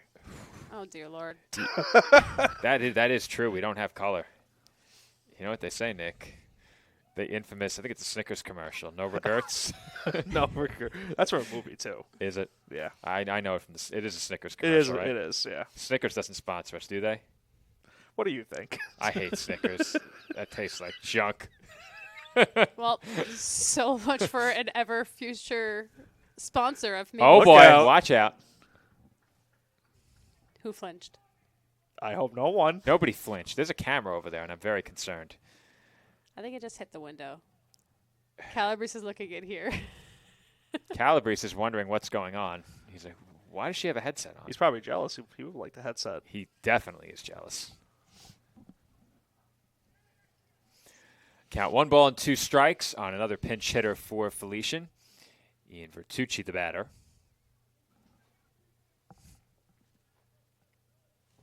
Skrivanik, the runner on second, 1 out here in the road 9th inning.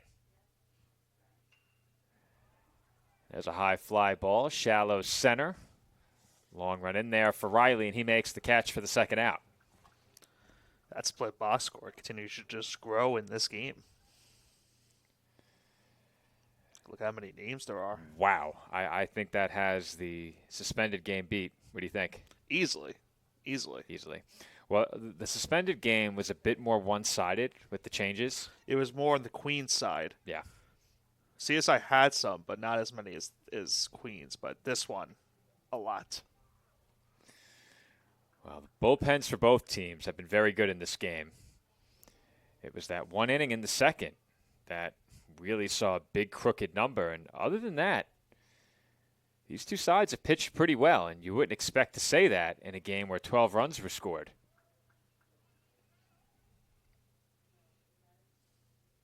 Count now 2-0 on Gunnar Smith. This at bat, his second of the game. He's 1 for 1. And the count now 2 balls and 1 strike after that big swing and miss. He was trying to end the scoreless streak for both sides right there with that swing.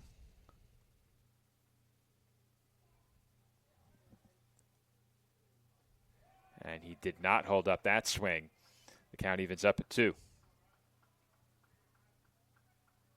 I don't know. Do you think he went all the way around on that swing? I don't know.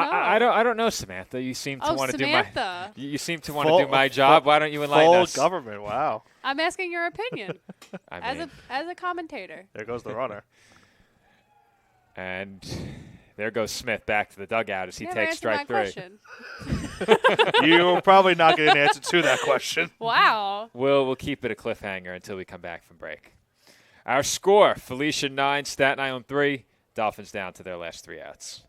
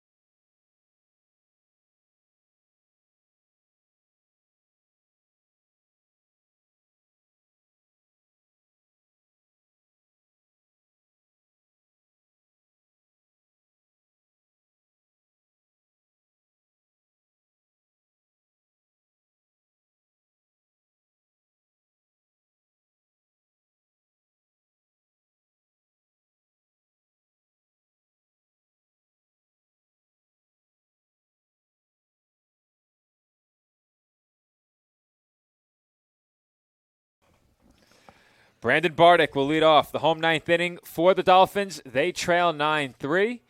And that first pitch is in for a strike. New pitcher for the Golden Falcons. Hopefully I got that in soon enough for Sam's liking. Mm-hmm.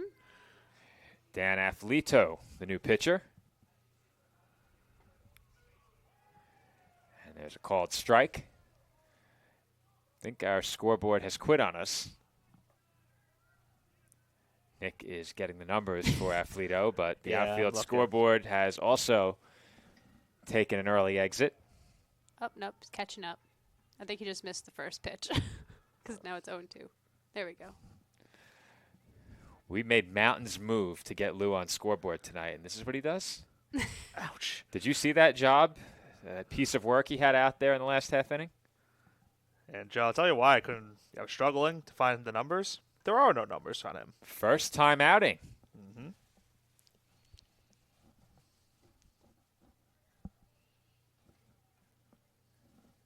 The 1-2. Pulled down the line. Fair ball. And into the Dolphins bullpen, and it is officially out of play. It got caught and nestled in some equipment. It's a stand-up ground rule double for Bardick, and the Dolphins have the leadoff man in scoring position. That will bring up Chris Riley.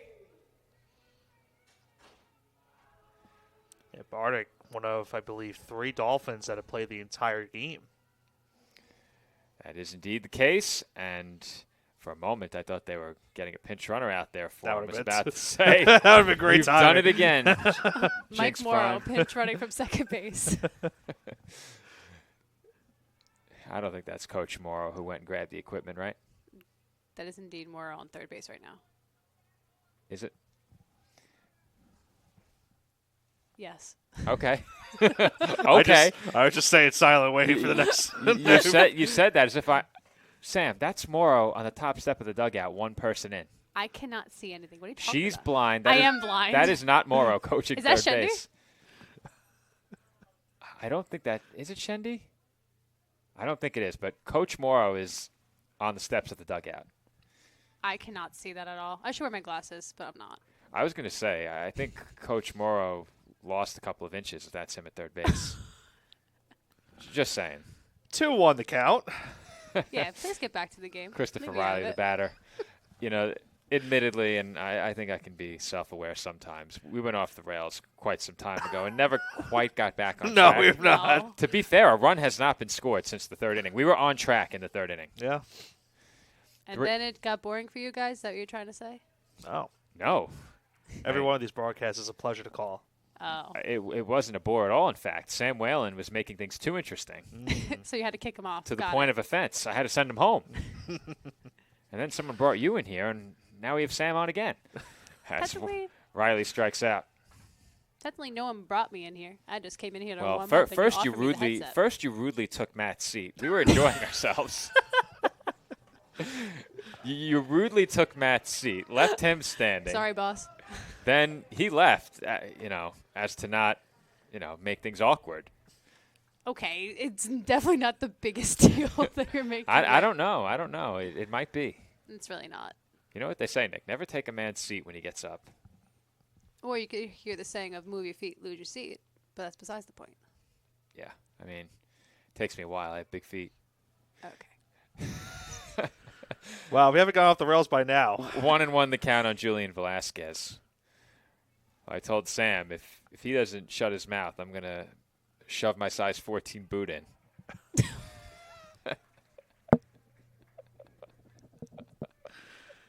Well, is it that time of the night? It's about that time. 2-1 count. Oh, no. Is there a way to go back and remove that from the stream at all? Second at-bat of the night for Velasquez. He's 0 for 1 with a strikeout. I mean, there is, but for his Well, purposes, there he isn't. might keep it in. Well, He's 100% going to keep it in for his own purposes. I'll tell you, I've gone extra hard on trolling Sam Whalen since he left. Oh. What? I didn't mean to laugh. I had never seen that before. He got just stuck on the mound. Footing was lost. Yeah. The ball sailed a bit. And you know what they say, Nick? A bit high and outside. Just a bit. Just a bit outside. They were having fun with that one next door. Count full, 3-2 on Velasquez. And he fouls it back. He's getting those first game jitters out. And it's a cold one, too, for your first game out. Mm-hmm. One might say, he got frozen in the turf there on the mound. 3-2. Slow roller to third. Velasquez hustling, and he's safe.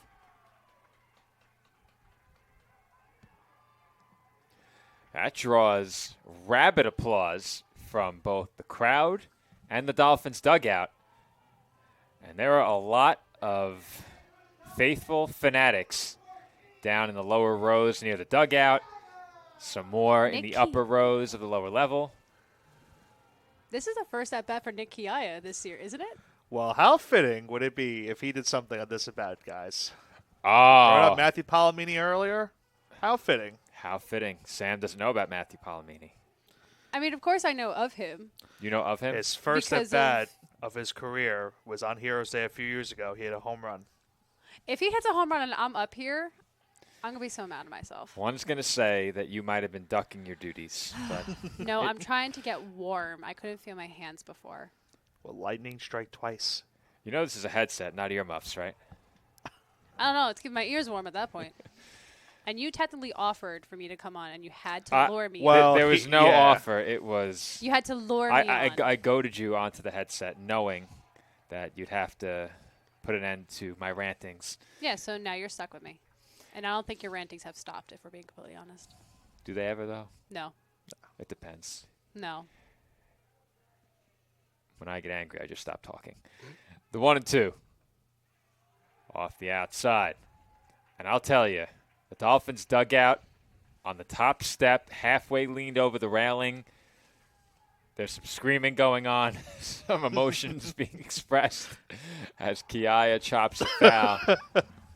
I think I see a cell phone in hand. Sam's ready to shoot some content. Can she make it downstairs in time? Oh, she's bringing the camera in. Smart. Too late. Oh. Kiaya down looking. Now, is that a jinx that she brought the camera in immediately? 1,000%. All right, so you take responsibility for that jinx. Now we just have to get you to take responsibility for Saturday before the final out. For Saturday before the final Green out. your no-hitter. For Greenier's no-hitter that you jinxed. I can go into that whole play where Lou is my witness, where I walked away and I didn't say a single word. You think? And I walked over and if Steph you- said, Okay, hold on. Foreman She did named it. the wrong guy. Hold on. I got you. Lou will never out Foreman. That's I gotta let him know right now. My wise man would never. He will never out But- Foreman. He would never betray me in such a way. Steph did, and Steph's the one that told me Steph- that you jinxed it. Well, I might have to say, Steph's a liar. Wow. I'll give you this, Sam. I said she was the best. Now I'm reconsidering. Marina came up to us after and asked You know us what? who said it, and I told her. That invite to the Mets game that Stephanie had, revoked. And this ball game is over as Tommy Bresmer bounces one back to the mound to end it. The Dolphins fall to the Golden Falcons 9-3 on Heroes Day. And for the Golden Falcons, they pick up the win heading into a crucial conference doubleheader against Dominican coming up tomorrow.